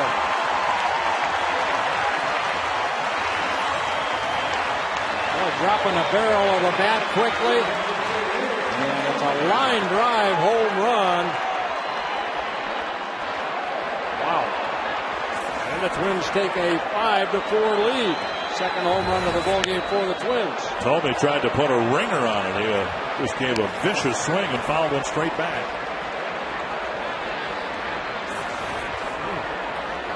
So 5-4 Twins, and 1 strike now to Tomey, who's got a pair of singles pulled to right field.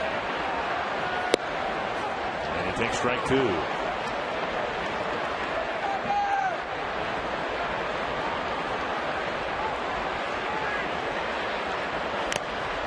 Foul tip, strike 3, inning over. Danks doesn't have his first 1-2-3 inning. In fact, he's given up a home run to put the Twins back in front.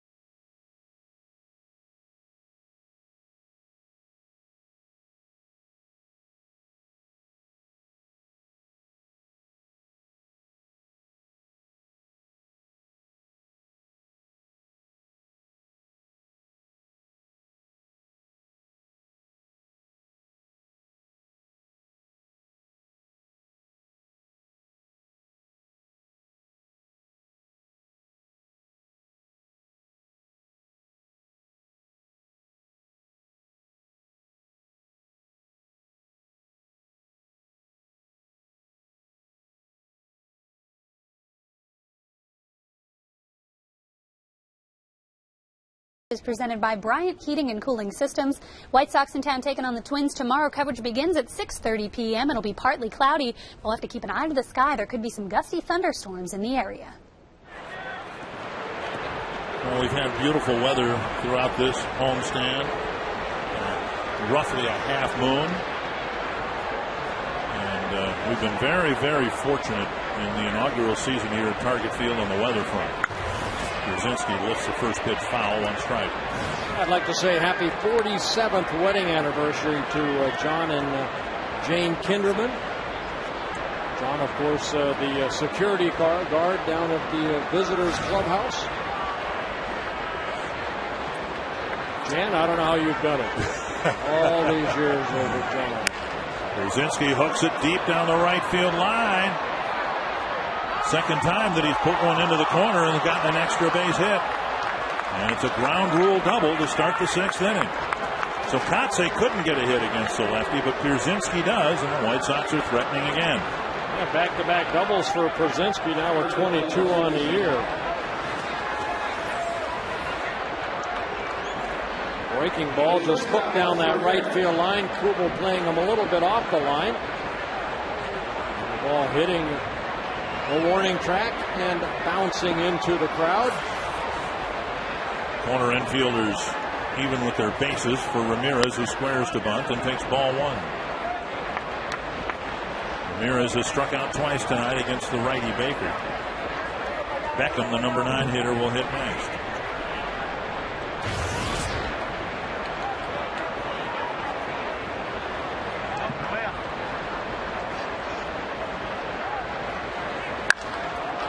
Sharply hit to the breadbasket of Hardy, and he throws him out. Well, Ramirez hit it sharply, and the one hop skipped up high on Hardy, and he made the play 1 down. Well, those are the little fundamental things right there. Ramirez hit it sharply, but he's got to try to pull that ball over toward Hudson at second base. Try to get A.J. over to third because he's not like Pierre. Ball hit sharply, and Hardy's saying, okay, I'm going to keep that ball in front of me. Great job by J.J. Hardy. And then getting that ball over to Kadire for the first out as Brzezinski stays at second. And now Beckham grounds it to the right side. So the White Sox did it in reverse order, and as a result, they haven't scored the run yet. Beckham did what Ramirez should have done, and if Beckham had hit a ground ball to short, the Twins might have conceded the run. 2 down, Brzezinski at third, and here's Pierre. You see Wendy's up there again. The Burt Burger at Wendy's. He's raised almost over $5,000 for Parkinson's, and want to thank everybody out there that has taken a chance of eating that Burt's Burger. Here's Pierre 0 for 2 with a walk. He takes ball 1. Well, I've had one. They're good. They are good.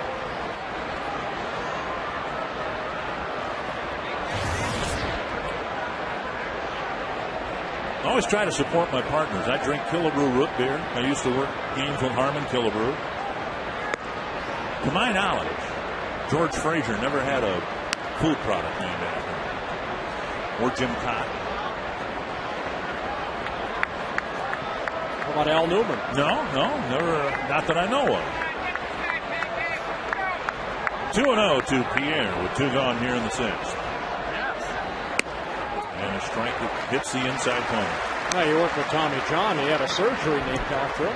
You ever want one of those? I'm still dealing with my original ligaments in their original places.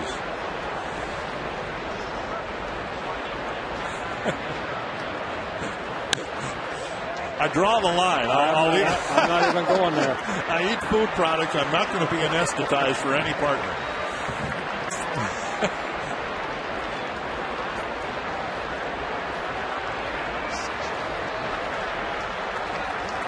2-2 to Pierre. Perkins stranded 3 runners in relief of Baker in the 5th. Ooh, under his chin, and it's 3-2. It's one thing we've seen from Perkins. You know, I mean, he's not afraid to go hard inside. And right here, Maurer wanting it inside, and Pierre thought about diving into it. He had to get out of the way. It was Perkins who hit Carlos Quentin twice in Chicago last week. Rare warming up.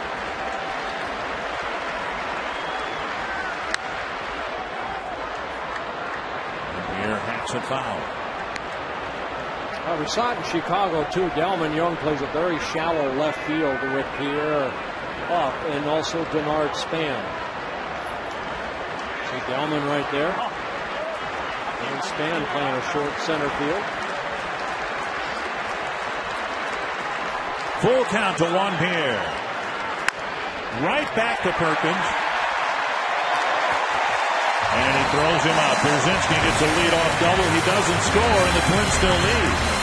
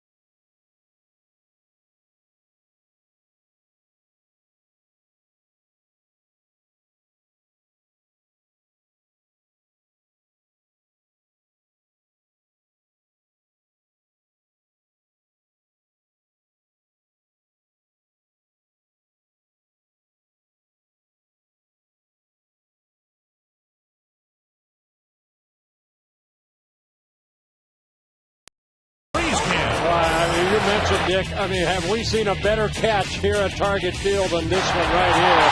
Jason Kubel off the bat of Omar Vizquel just makes a great catch. My goodness. In a key spot, it's the Frostproof Coors Light freeze can. Pierre had just walked to start the 3rd inning. And Kubel came up with a jam to rob Vizquel of a hit. Twins with a 5-4 lead. It'll be Valencia, Hardy, and Span facing John Danks with no activity in the Chicago bullpen. Danks has thrown 86 pitches.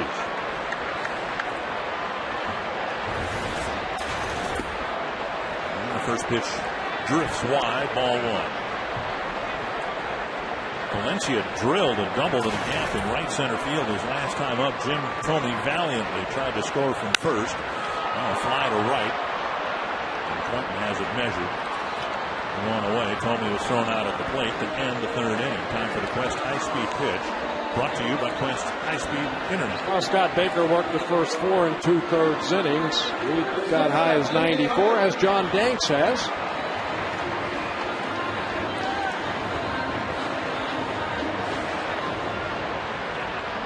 One gone. Here's J.J. Hardy. Has walked and struck out so far against Danks. Strike 1.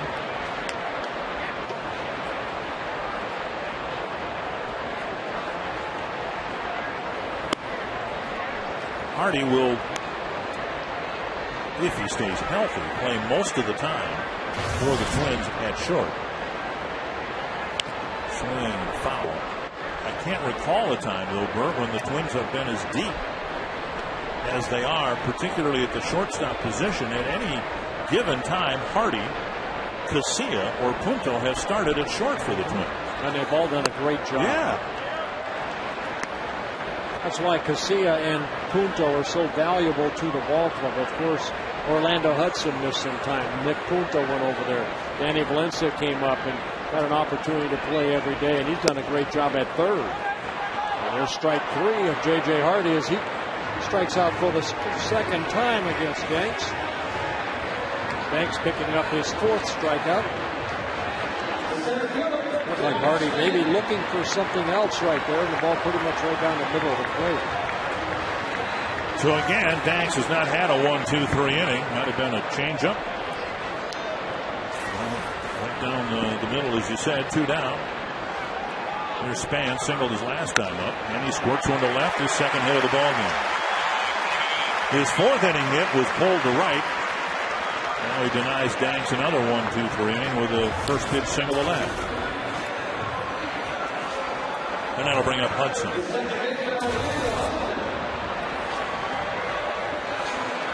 Danks with some dialogue, presumably with Span over first base. You know, I think he's learned a lot from Mark Burley. He looks like, you know, when we've seen Danks out on a mound, he'll kid around. Even with Kadire, he's had great numbers against him. He'll smile at Kadire.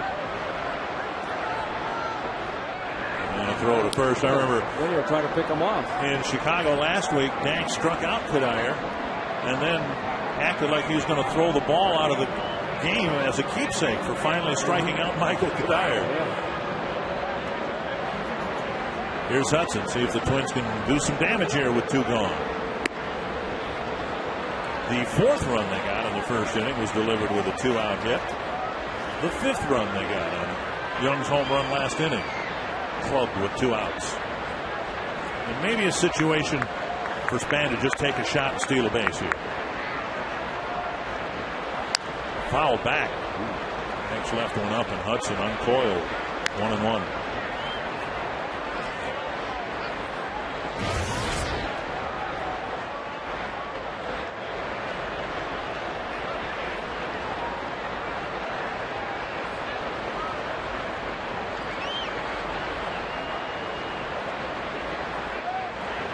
Back to the bat. The Twins would like to get Span, and they might have to work through the process with him. Get back to the point where he's running the bases aggressively and confidently. Again, Danks very tough to run against as he holds the ball there. He got a good jump. Time was called. Yeah. And Span got a good read. Danks came up with the leg, and Span took off right away. He was going. Yeah, Orlando Hudson at home plate, because Danks was just holding it, asked for home time right here. Bill Hahn giving him time. And Danks was going to deliver to the plate with the big leg kick, and Span immediately broke to second. Now a slide step, and it's wide of the plate, 2-1.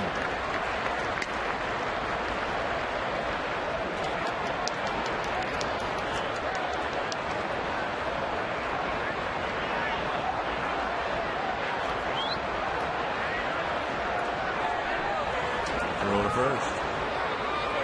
See, that time he did the slide step throw over to first, so he has different moves that he can do to try to keep that runner close to first.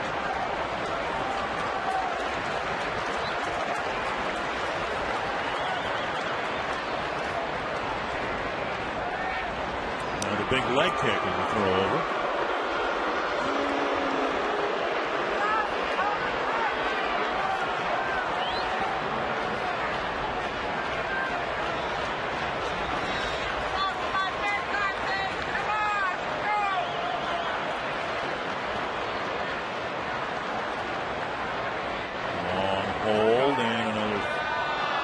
Called at the plate again by Orlando Hudson. So a lot of cat and mouse playing here. A 3-way game of cat and mouse between the pitcher, the runner, and the batter.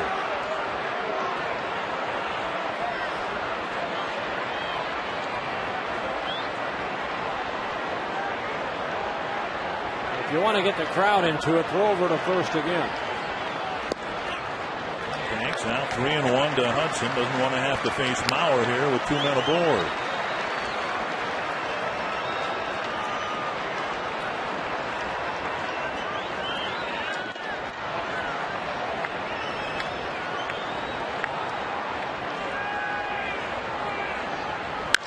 Down the right field line, Quentin chasing it. He makes the catch to end the inning. We go to the 7th in a 1-run game.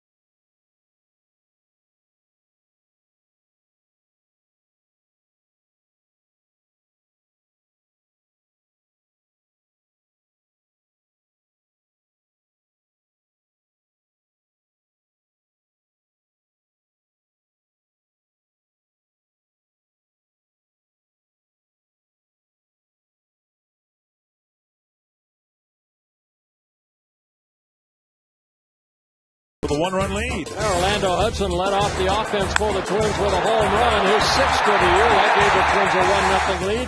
Twins added 3 more thanks to Jason Kruger's 2-run triple in that 4-run first inning. But the White Sox came right back in the top of the 2nd inning against Scott Baker. 2 home runs, one by Konerko, and then a 2-run home run by Mark Kotze. And then the Twins leading 5-4 thanks to the home run by Delman Young coming off of John Danks in the 5th inning. Matt Guerrero comes out of the Twins pen. Glenn Perkins pitched an inning in the 3rd, gave up just 1 hit, stranded 3 runs when he came in the 5th, and another one in the 6th. Yeah, good job by Perkins. Taking over for Baker in the 5th inning and then ran into trouble, but worked out of it in the 6th. Matt Guerrero coming in for the 56th time. Omar Vizquel will lead things off, and he takes up high, ball 1. Vizquel, Rios, and Konerko, and then Quentin. 4 right-handed batters. Of course, Vizquel a switch hitter.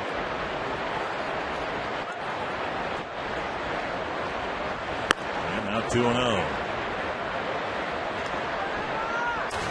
Vizquel, a couple of hits and 4 at-bats.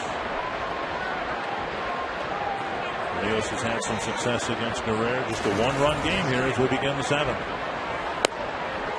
And now 2-1. Well, 1-run games are nothing new to these 2 ball clubs. 7 out of the first 9 ball games were determined by 1 run, and the Twins won 5 of those 7. But those ones in Chicago were a little lopsided either way. Twins won 12-6, then lost 6-1, and then won 6-1. 3-1. Padres and Giants, Angels and Rangers, Orioles and Red Sox playing a lot of close games. And it's 3-2. Vizquel's taken 5 pitches in this plate appearance.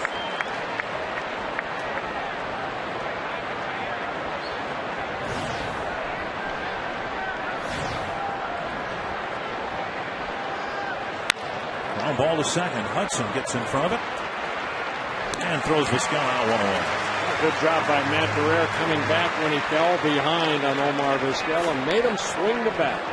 Twins are celebrating our diversity Thursday night when the White Sox are here. Come out early for a pregame ceremony filled with performances that will celebrate our unique cultures. And the first 10,000 fans will get a baseball card featuring Hall of Famer Chief Bender, a Native American and Native Minnesotan. Celebrate our diversity night, presented by Prairie Island Indian Community. For more details, call 800-33-TWINS. 1-0 to Rios. Rick Anderson on the phone, out to the bullpen.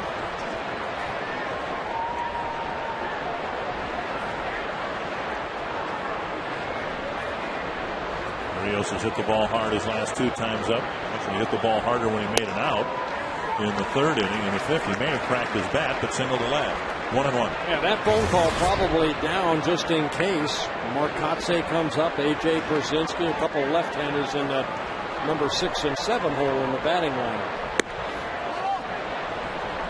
Change up, and it's 2-1. Ron Mayhay just starting to get loose down in the Twins bullpen. Looks like Jesse Klein is right to his right. 2-1. Hop straight up. Valencia in the infield grass.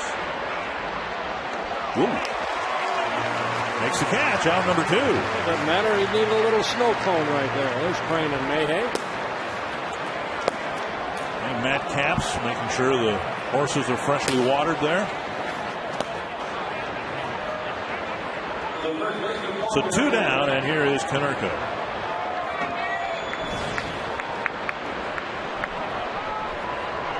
Konerko started the Chicago comeback. It was 4-0 after 1. And Konerko hit a leadoff home run against Scott Baker in the 2nd. And the White Sox went on to score 3 more runs to tie the game up by the time the 4th inning rolled around. You want to be very careful right here. Konerko again, his first at bat in the 2nd inning, a solo home run. Ooh. Big swing right there.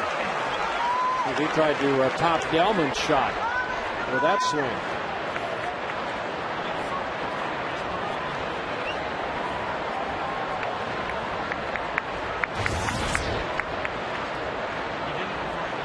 One strike.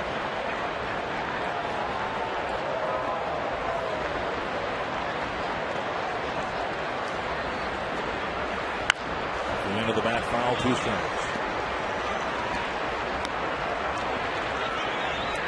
Guerrero gets Vizquel and Rios and now gets ahead of Konerko 0-2. Sergio Santos warming up in the Chicago bullpen.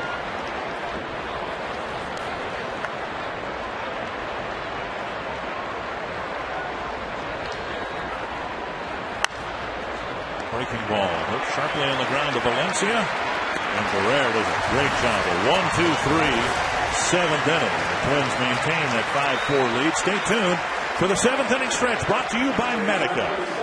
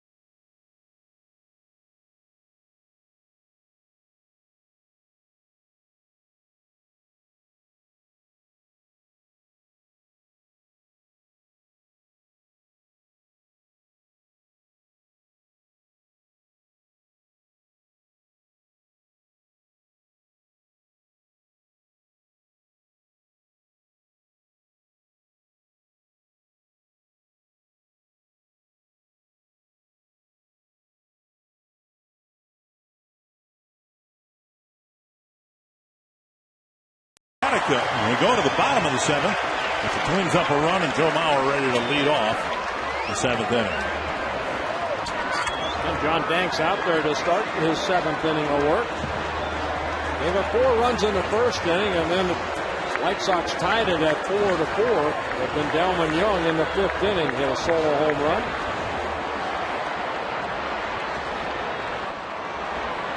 Mauer singled and scored in the 4-run first, since then a strikeout and a fly ball to center. This will be pitch number 100 for John Danks.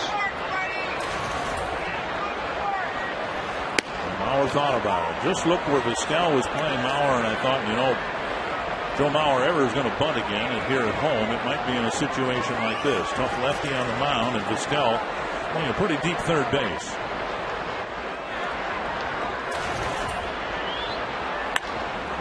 Barehanded by Danks. He knocks it down, throws him out, and appears to be just fine. 1 down. Well, the White Sox here tonight working on their barehanded plays. Omar Vizquel barehanded one earlier in the ball game to get a force out at second. The pitcher's reaction says he's fine right there. So we gave the same gesture to an inquisitive Herm Schneider, who was up on the top step, wondering if he needed to make a trip out there. Chicago trainer. Well, here's Cuddyer, who really hasn't hit the ball very hard against Danks tonight, yet he's 1 for 3. A couple of ground ball outs and a flared single into center field. Popped up now to short left field. Ramirez backpedaling. A couple of quick outs here in the 7th. Seen the Twins do this to some really good pitchers.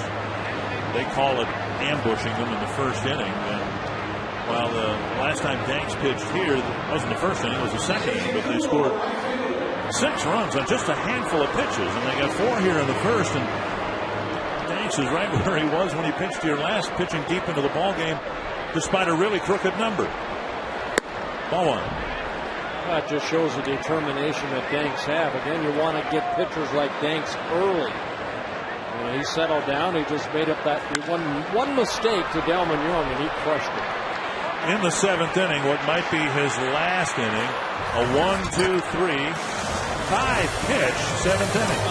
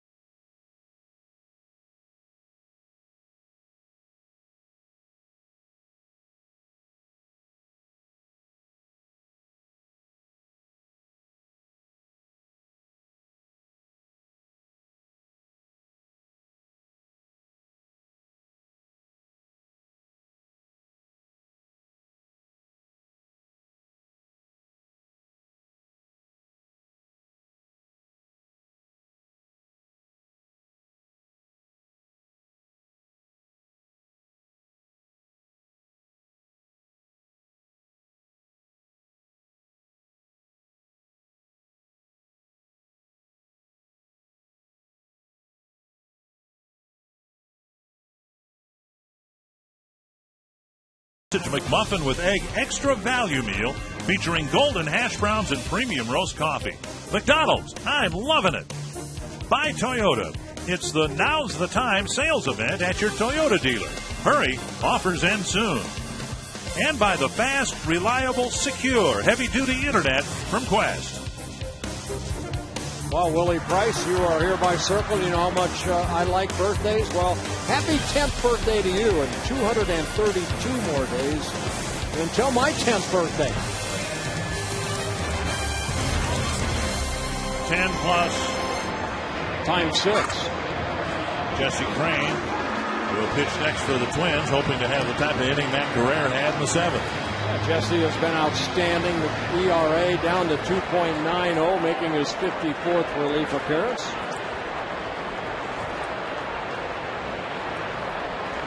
Carlos Quentin, Mark Kotze, and A.J. Pierzynski lined up to hit for Chicago here in the 8th. Quentin with a double and a run scored. He lined to third and also walked against Scott Baker. Crane with a breaking ball and a called strike 1.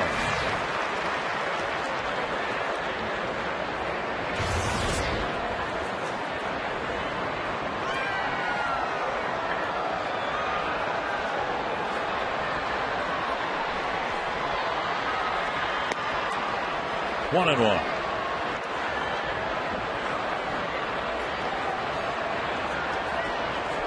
Twins taking the lead on Young's home run in the 5th.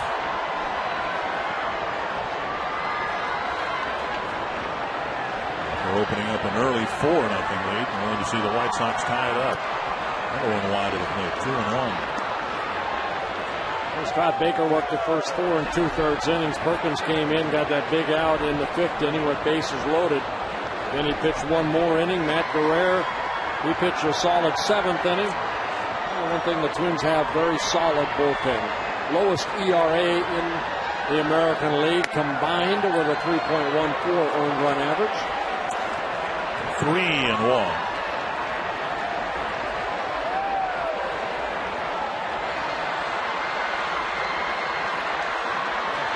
Twins trying to patch it together after a short start by Baker. Perkins an inning and a 3rd. Guerrero. They hope to get 3 outs from Crane. It was back for the breaking ball on 3-1 to get strike 2. Very good pitch right there. Fastball situation to a home run hitter. They dropped the breaking ball on him. Watch Quentin's reaction right here. He gave up on it for strike 2.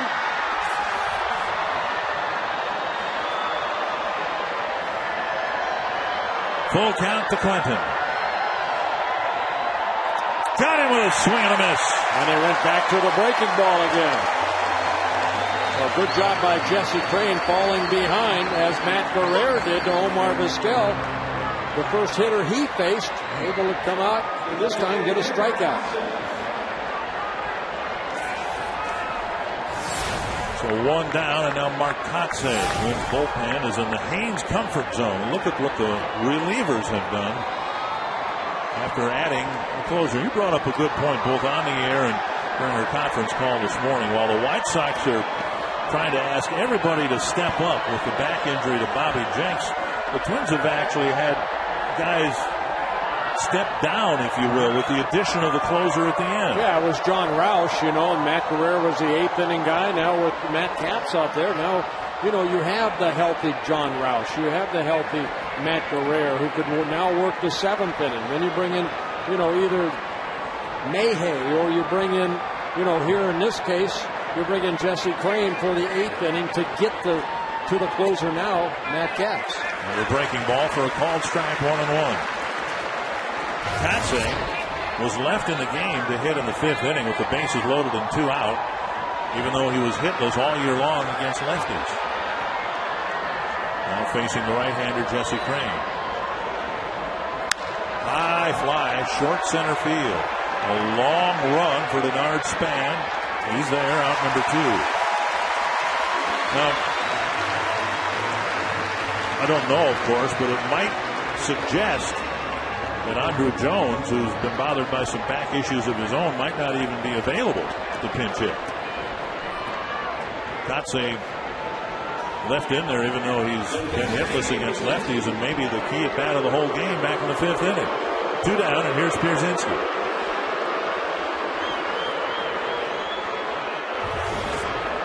Pierzynski with a pair of doubles his last 2 times up. There's Jones.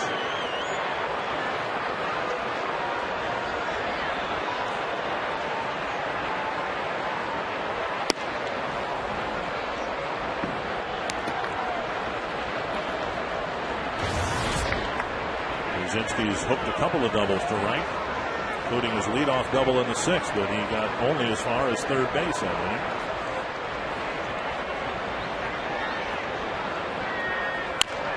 Bouncer foul, 1-1.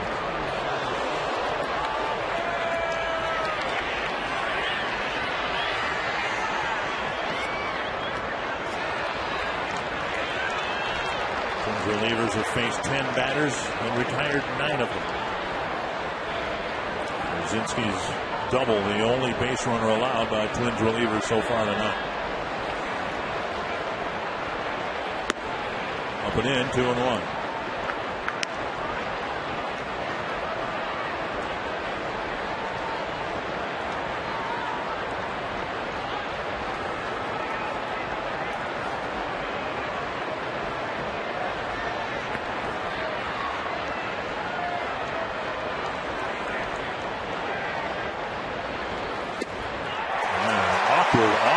Swing and a miss, and the fans love that. 2-2. Yeah, they still love A.J. Pierzynski there. A good breaking ball right there by Crane.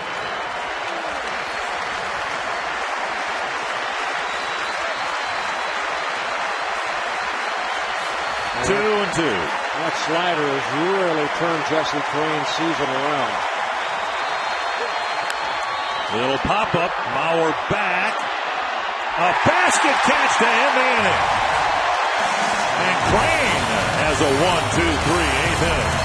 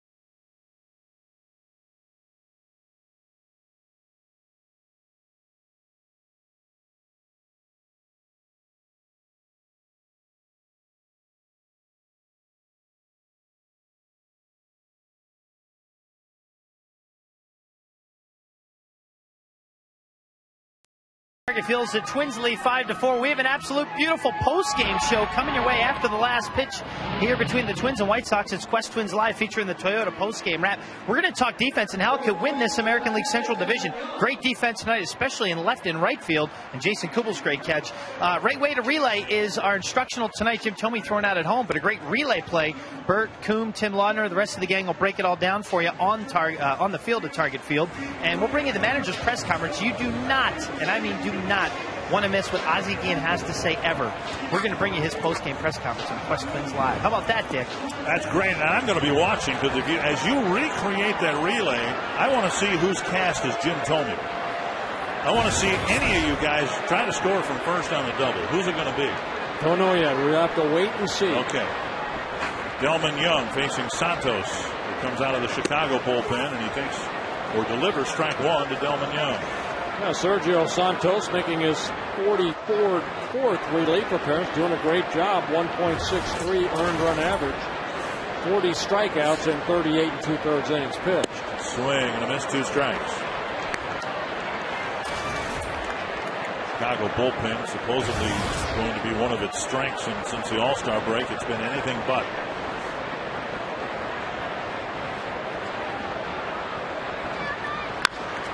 Squirted to the right side and under the glove of Konerko, and Young's got his second hit. A leadoff single here in the 8th. Tonight's your final night to vote for the Pepsi Refresh Project. Pepsi's giving away millions of dollars this year as part of the Refresh Project. And you can vote up to 25 times to help the Rolling Twins wheelchair softball team in Minnesota get a brand new field. Right now, as you see, they're playing in a parking lot. Michael Kadire is the spokesperson for this great endeavor. If you have not voted, please get online, MLB.com, Pepsi Refresh, and vote 25 times. Yeah, please keep voting for Michael Kadire and the wheelchair. Strike 1 to Tomey. He's got a pair of singles, including a key 2-out RBI single in the first.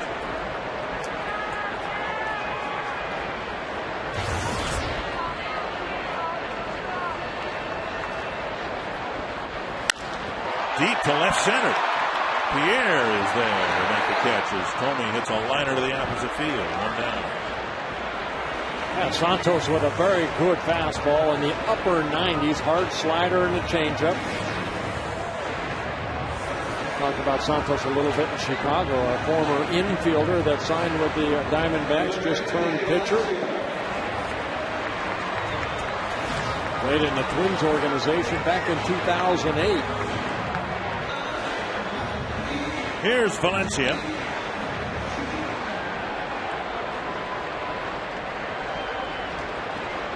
Valencia with a double to right center field. See if Young tries to steal a base here. Swing and a miss, 1 strike. Good hard slider there. Good location down and away.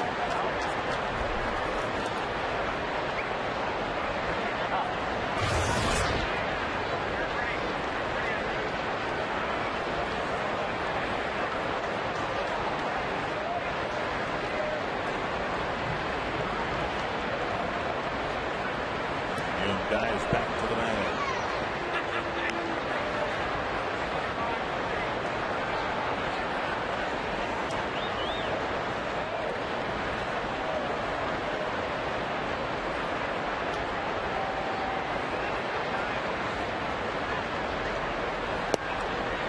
Down and away, 1-1. Bobby Jenks has got some back issues.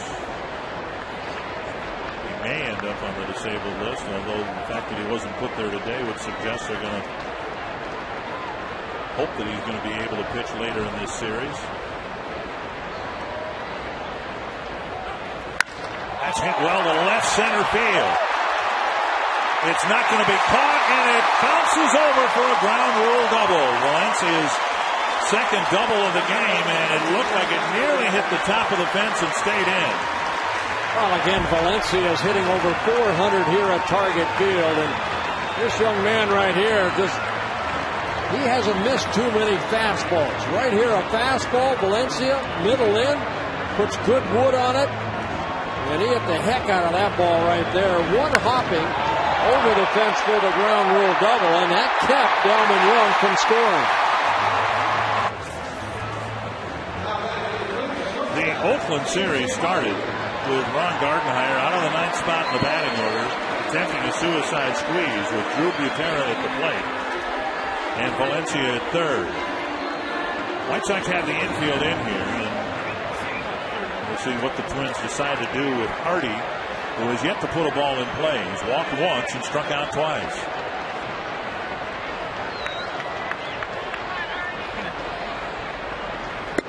Up and in. Butera's squeeze play was put on with the count 1-0, figuring the pitcher, Gonzalez, was going to do what he could to throw a strike already behind in the count. Well, and that's actually a breaking ball that he threw. Now, Gonzalez was a left-handed pitcher, so he doesn't really see the runner, and that in that situation, watch out. And Hardy not get hit by that pitch. Pierzynski asking whether the ball hit the bat, whether it hit the batter, whether it hit the backstop and back to him. Hardy never moved toward first base. Well, maybe they heard me talking about, after you throw that pitch against that target field limestone right there, that ball will come right back to you. See that? There, that's the play you've been talking about. Yep.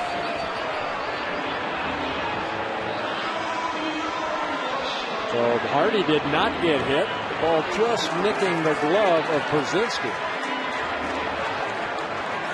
Take a listen.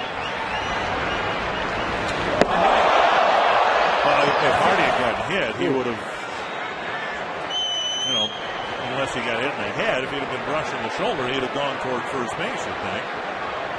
But now it's 2-0. Vizquel doing what he can to keep Young very close to third base. Grounder to short or second base. Young's coming home, and a high tag. Pierzynski tags Young, who went into the catcher.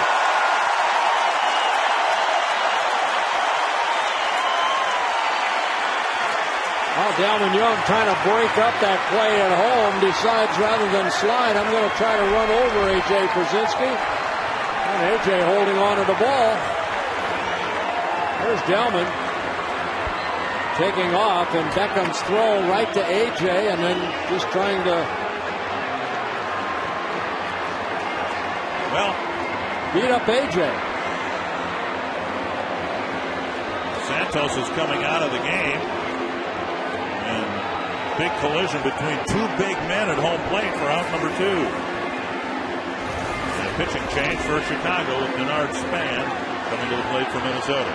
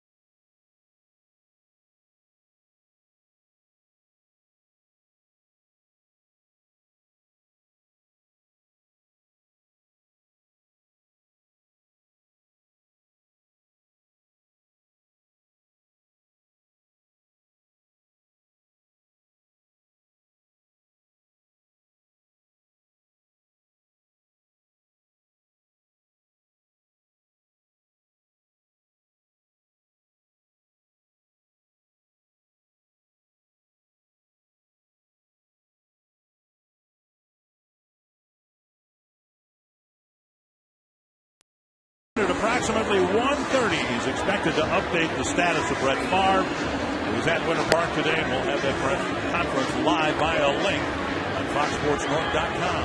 Looks like everybody's anticipating coming back for football season, but right here, a little football at home plate.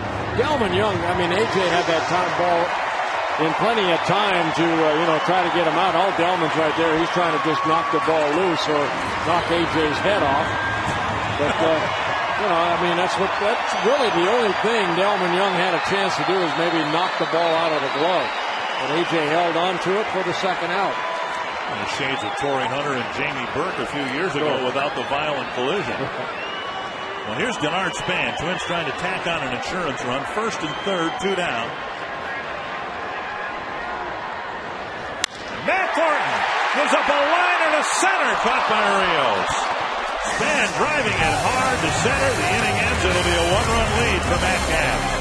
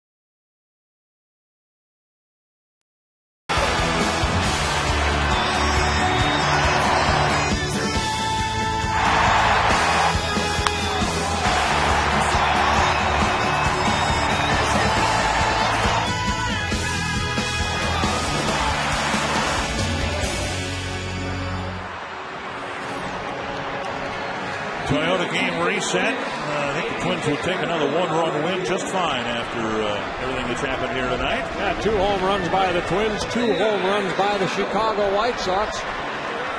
Scott Baker struggled for 4 2/3 innings, but the Twins bullpen has been strong here so far tonight. Matt Capps coming in and looking for his 5th save of the year in a Twins uniform. Capps got a save here on Sunday against the A's in the Twins 4-2 win. There's Alexei Ramirez, Gordon Beckham, and Juan Pierre. Jason Repko in right field, replacing Jason Kubel. Ramirez 0 for 3, a couple of strikeouts and a grounder to short. Fastball, a good one, strike 1.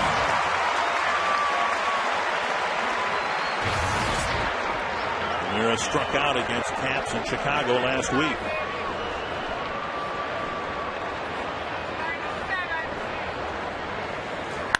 Deep to left.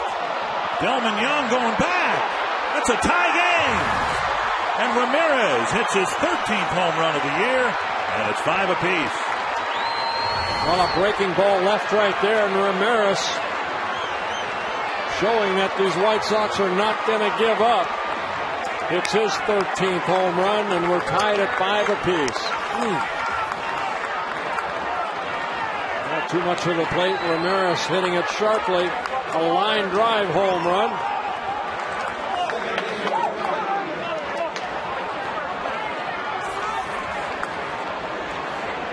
Here's Beckham.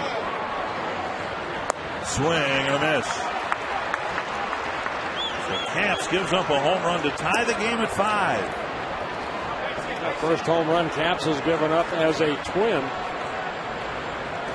In 9 innings pitched. And he gets ahead of Beckham now, 0-2.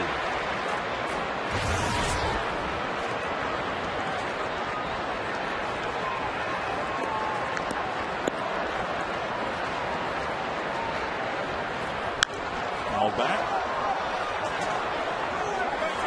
Just short of us. Just beneath us. Yeah, I was aiming right for me. He's had 1 in this booth so far.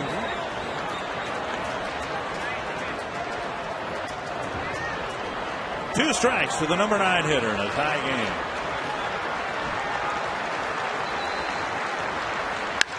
Driven to right center field. Down for a hit. Repko cuts it off. Beckham is held to a single. Capps having a tough time coming in and getting outs. The 8 and 9 hitters each reach. In fact, Ramirez hits a home run. And the go-ahead run is at first with nobody out. Oh, good job by Jason Repko right there, cutting that ball off. That ball gets through right there. It's an extra base hit. But Beckham picking up his first hit. And for the White Sox, their 10th. Here's Juan Pierre. 0 for 3 with a walk. Got to watch the butt right here. That's bunted foul.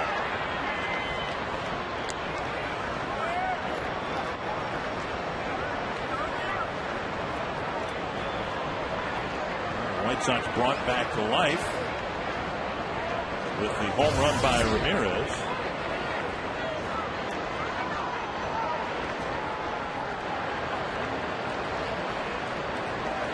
Pierre leading the White Sox with 13 sacrifices.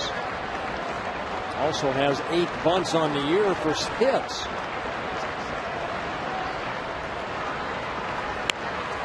a good bunt. Going to be a tough play for Valencia. Safe at first, and Hudson is hurt with the tag at first. Oh, it looked like he jammed that hand right there. Remember, it's the left hand, that left hand that's giving him problems. Put him on the disabled list earlier this year. The throw from Valencia, not in time to get Hudson, or get the runner Pierre. And Hudson tweaked that wrist on the catch. Boy, a perfect bunt right here. Valencia comes in, but the throw into the runner Pierre, and Hudson doing everything he can to keep that ball in the glove. Boy, look at that right there. Good contact, but ouch. Pierre beating it out. Pierre and Hudson former teammates, good friends. They've been jousting verbally with each other throughout this season series. And Hudson appears to be okay. It was an excellent bunt by Juan Pierre. So now Vizquel might be asked to back that bunt up with another one. Twins in danger of falling behind here for the first time in the ballgame. Yeah, this is to me, this is almost guaranteed. I have to look for that ball again. He wants to bunt that ball toward Valencia, make him feel the ball. Caps has given up a home run, a line drive single, not a bunt single. 3 sacrifices on the year for Omar Vizquel. Same spot on the field. Valencia with the throw on target and out. And 2 runners move up.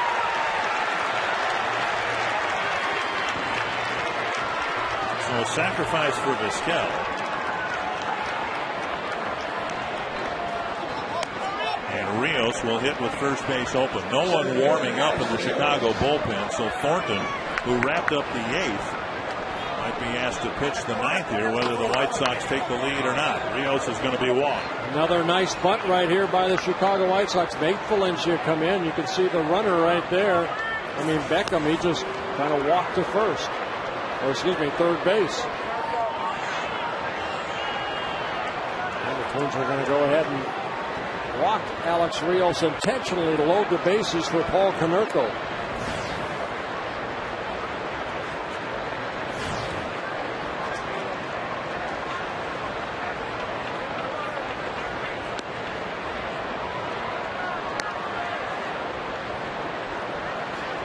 Right move right here. Load the bases, force out at any base.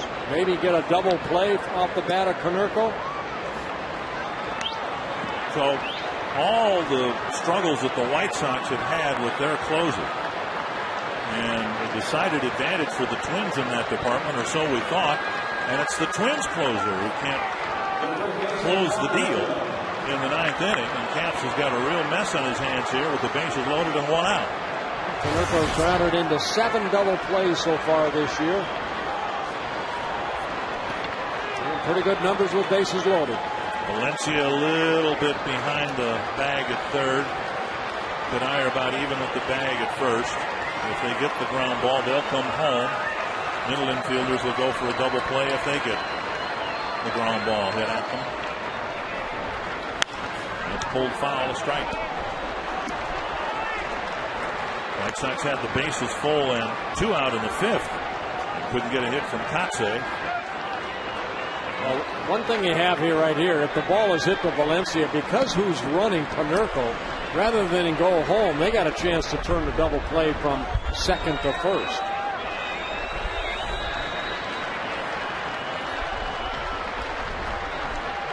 One strike to Konerko.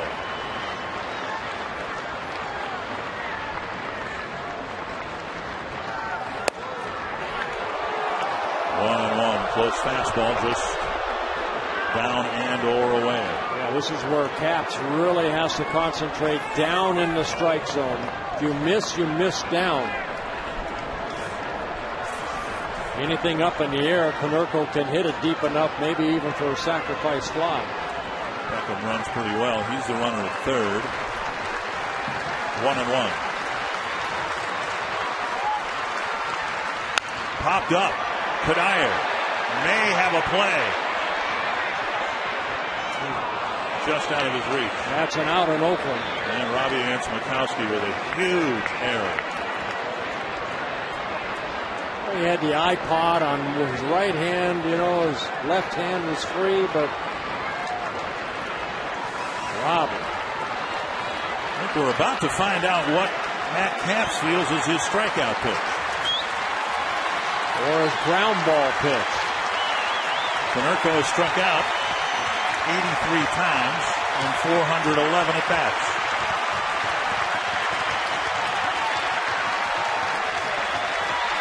Again, you want the ball down in the strike zone.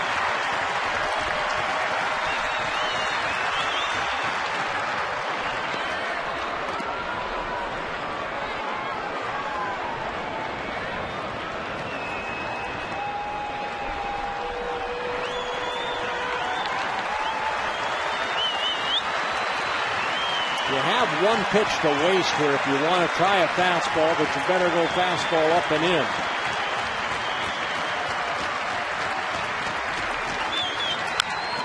Another one fouled back into the seats.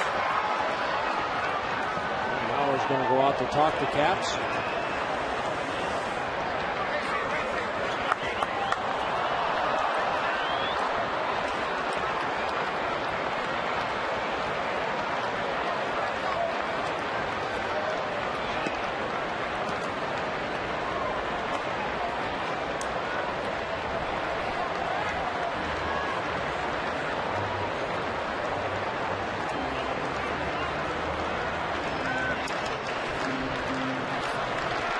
Tense moments. We've had a lot of them in this season series. We didn't have too many tense moments in Chicago last week, but this game being played out like most of the others in the season series. 1-2 to Konerko.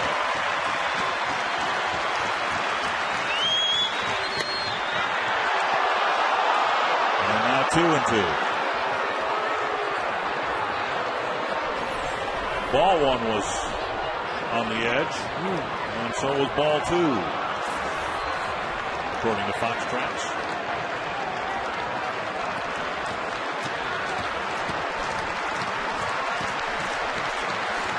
Two and two. Chicago's cleanup hitter. Big swing and a foul.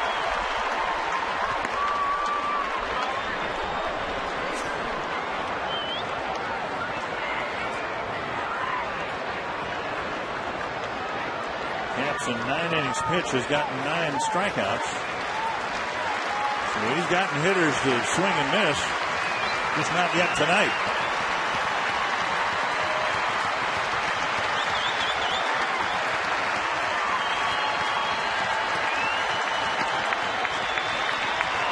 Another 2-2 pitch. To second. There you go. To short. Kadire digs out a low throw, and the Twins get the inning-ending double play. What a scoop by Kadire.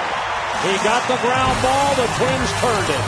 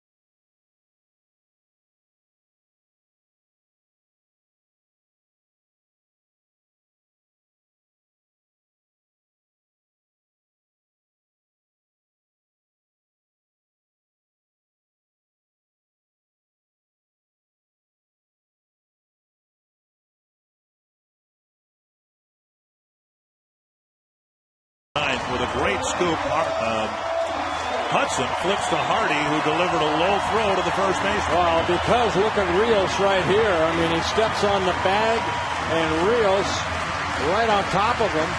But the throw low, and Michael Kadire. Nice pick right there for the double play ball. Here's Hudson against Thornton.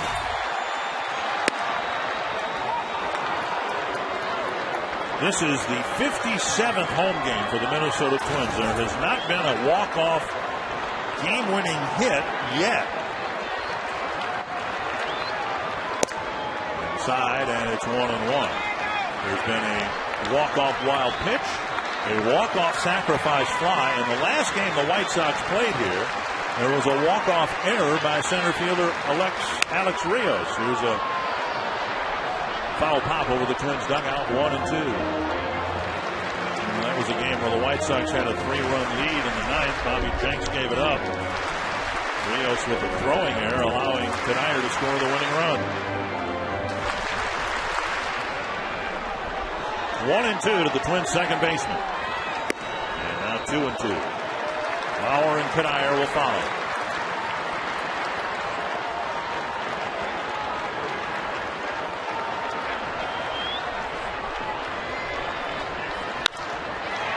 To center field. And Rios comes in to make the catch. Hudson retired, one away. And that'll bring up Mauer.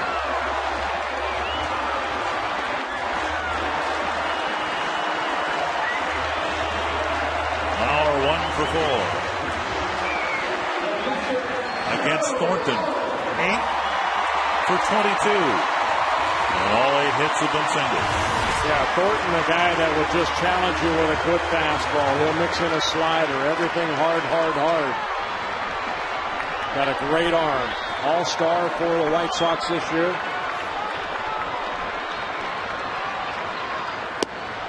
Down and in, ball 1. Fastball nice and easy at 96.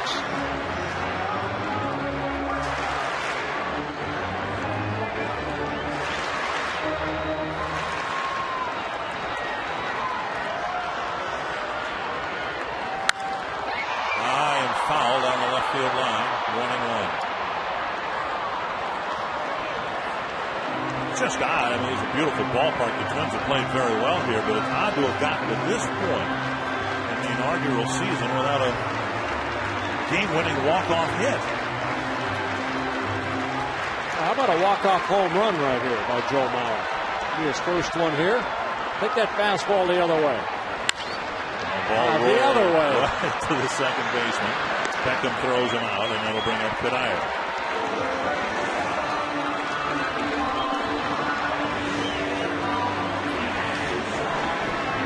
Canayer and Pierzynski with words of some sort.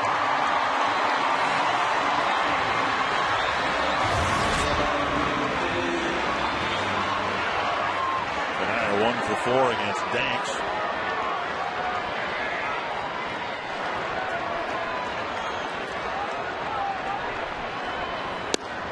Just off the plate, ball 1. Remember, the Twins put Repko in for defense, so he'll hit behind Canayer if Canayer can extend the inning. Solidly to center. Canayer has his second hit, and Repko will have his chance.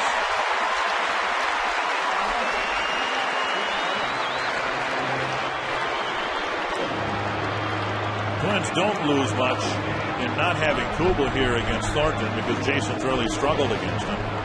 2 singles, 12 at-bats, and 7 strikeouts. So Repko has a chance, maybe with an extra base hit here, to get the Twins the win.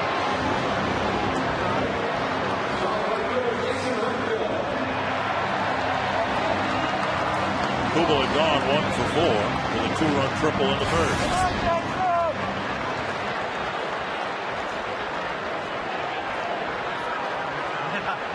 Repko with 3 home runs, all of them on the road.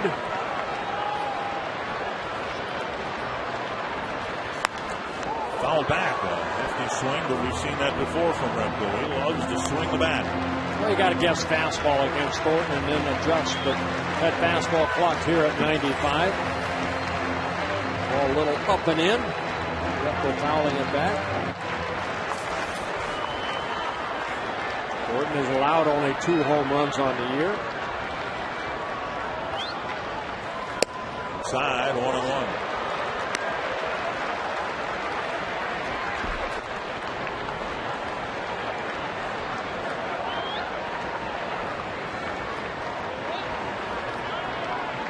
Going in from the right field corner.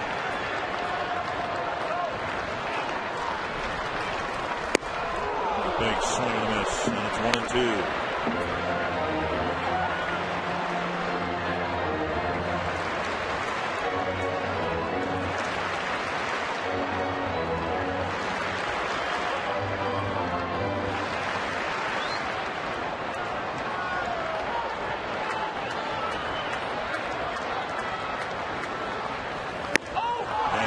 it strikes out. Thornton finishes off the ninth and sends us to extra innings.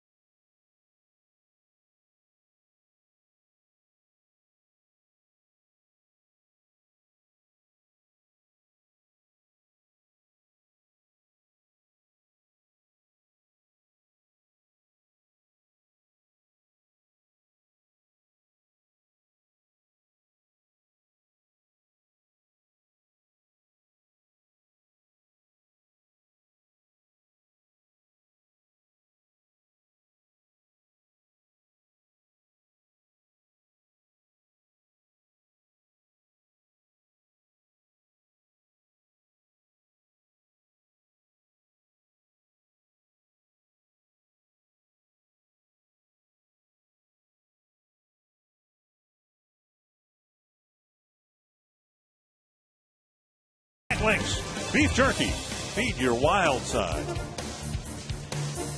Well, the White Sox strike back against the Twins closer, Matt Capps. He's out of the ball game. And the former closer, John Roush, will pitch next. You can see the extra inning record for the two teams. Each team has played 9 games, and those games, I guess you could say, have decided the division lead. The Twins 6-3 and the White Sox 3-6. Well, John Roush coming out of the bullpen, 21 saves before the Twins went out and got Matt Capps, making his 43rd relief appearance. 2 wins, 1 loss out of the bullpen. And Carlos Quentin will lead off the 10th, and he takes a pitch in the dirt. Last time Roush pitched against the White Sox here, it was game 2 of the 4-game series right out of the break. He entered the game with a 7-2 lead, and uncharacteristically for John, he just had a terrible time throwing strikes and a terrible time in general. There's a strike. Gave up 2 hits, 3 walks, a couple of runs. It was 7-4, and Jesse Crain had to come in behind Roush to get a save in what was going to be a non-save situation for Roush. Swing and a miss, 1-2. Roush last worked here on Sunday, ended up working just 1/3 of an inning through 15 pitches. Did give up a couple runs after Slowey left. He gave up the first hit to the Oakland A's in the 8th inning. 1-2 to Quentin. Driven to right. Repko back. And on the track, he catches a liner for the first out. Delman Young gave the Twins a lead in the 5th inning. For Delman Young, his 15th, and then in the 9th inning, offered closer Matt Capps. Second pitch of that inning, a line drive home run. But with the bases loaded, Matt Capps able to get that double play ball. Good pick right there by Kadire.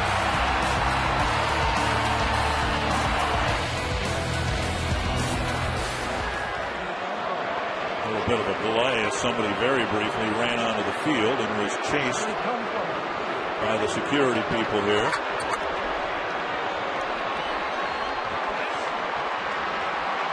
And very quickly, this situation was taken care of. So 1 out. And Kotze, who homered and doubled, since then he's gone 0 for 2. Down low, ball 1.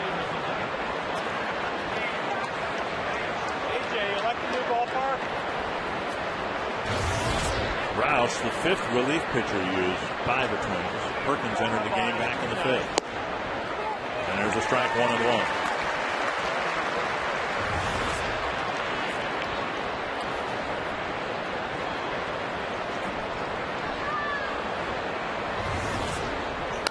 Foul back, 1-2. Still no activity in the Chicago bullpen. So Thornton, who has faced 5 batters already here tonight, I guess is expected to face more.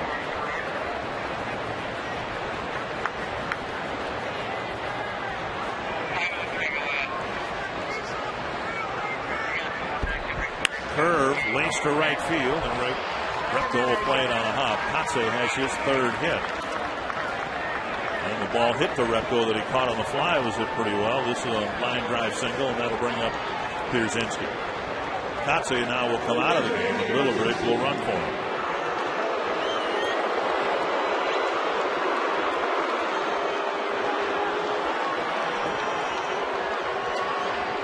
So fleet-footed Brent Lillibridge running in Katse's position. Here's Pierzynski, who's clubbed a couple of doubles here tonight into the right field corner.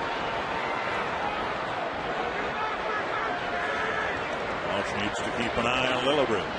Delivers to the plate. First pitch is a strike. Yeah, Lillibridge not really a base stealing threat.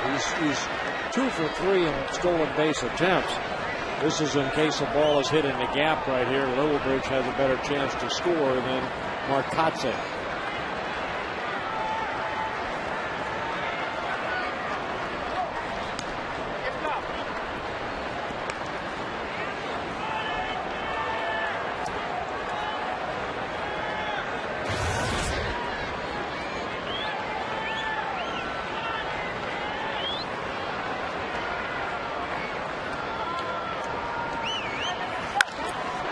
To center, long run for Span, and he's not going to get there. It lands safely. Pierzynski dumps a single in front of the no doubles outfield the Twins had in place. First and second, one away. Yeah, Pierzynski picking up his 3rd hit of the ball game. Just a fastball up, and AJ taking it the other way. Span, who was playing a deep center field, ball landing in front of him. Here's Alexi Ramirez, who ultimately sent us to extra innings with his leadoff home run in the 9th against Matt Capps. Would love to get out of another inning with another ground ball double play like they did in the 9th. First pitch, fastball driven over the plate, strike 1.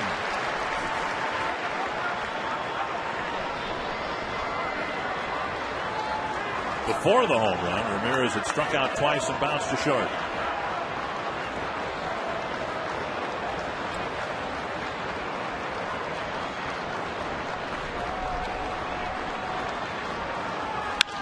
Base hit up the middle. Past Hudson. Or past Hardy, I should say. And the White Sox take their first lead with Lillibridge scoring from second. Pierzynski stopping at second. 3 straight singles. Chicago has its first lead. Rodriguez, again, a guy that likes to extend his arms right off the end of the bat, but hits it right back up the middle. High fastball. And J.J. Hardy can't stop it. And Lillibridge scoring the go-ahead run right now as the White Sox take a 6-5 lead. And now Beckham with a couple of runners aboard.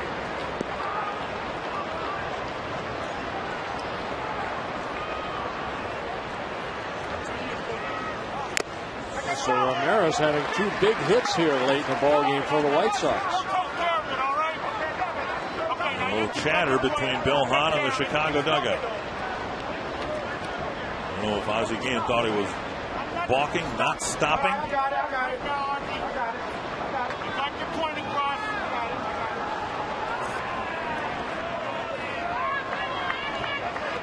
One strike. Contention from the Chicago dugout as John Roush wasn't stopping.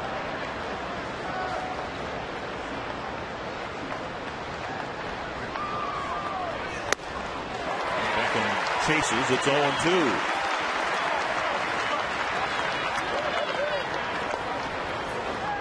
Significant, I suppose, that Thornton again will face the Twins even with the lead. Bobby Jenks, you wouldn't expect him up, but J.J. Putz, who struggled last week as the closer for the White Sox, he's not up either. 2 strikes. Punched behind first, and Cuddyer in foul ground makes the catch. Out number 2.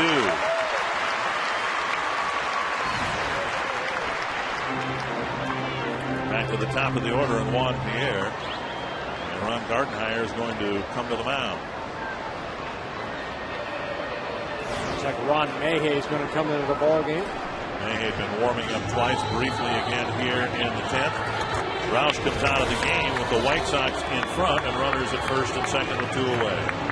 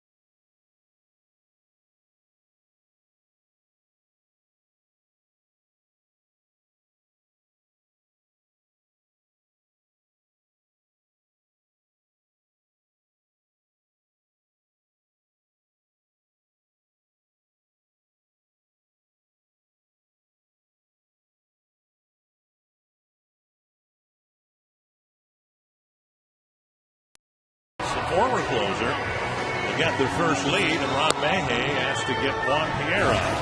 Yeah, Mayhew's last appearance came on Friday when he was asked to get 1 out. That being Jack Cust in the 7th inning, ended up striking him out. And the Twins 4-3 win over the Oakland A's. Mayhew making his 40th relief appearance.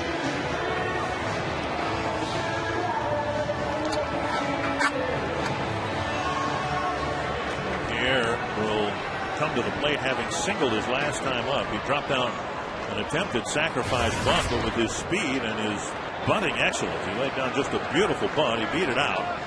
The White Sox had a great chance to take the lead in the 9th, but they didn't. They have done so here in the 10th.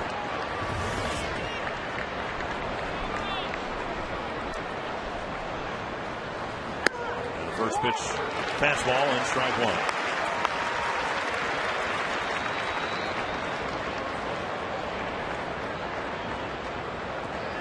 Perkins, the other left-handed reliever, got the Twins out of a big mess in the 5th, and now Mayhew trying to do something similar here in the 10th. That's to left. Hit right at Delman Young to end the inning. And it'll be Young leading off the bottom of the 10th with the Twins down a run.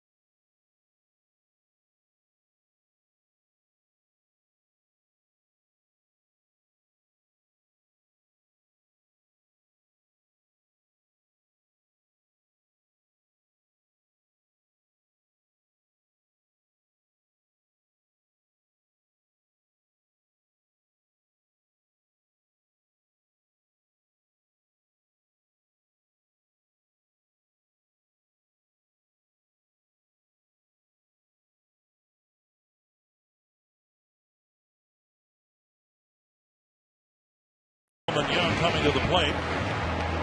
He was involved in a collision of sorts with Pierzynski the last time they were in the same vicinity with one another. And Matt Thornton still out there to work his second full inning. Came in, got Bernard Span to end the 8th inning. Up the middle and through for a hit. So Young on the first pitch sends it right up the box for a base hit.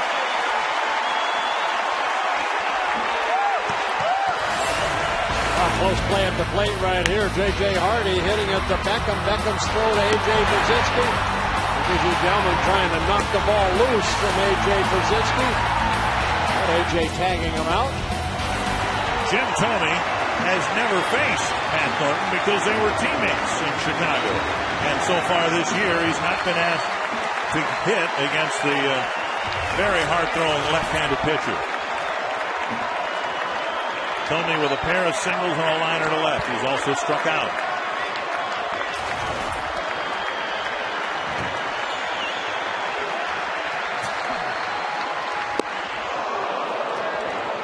One fascinating strike.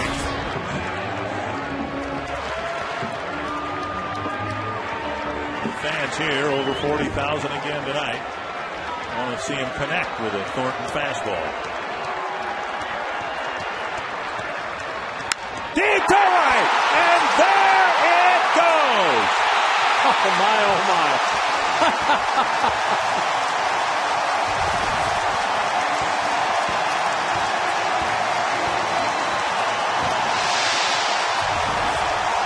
My, oh my, Jim Thome. The first walk-off hit at Target Field in dramatic fashion, and your Minnesota Twins lead the Central by 4.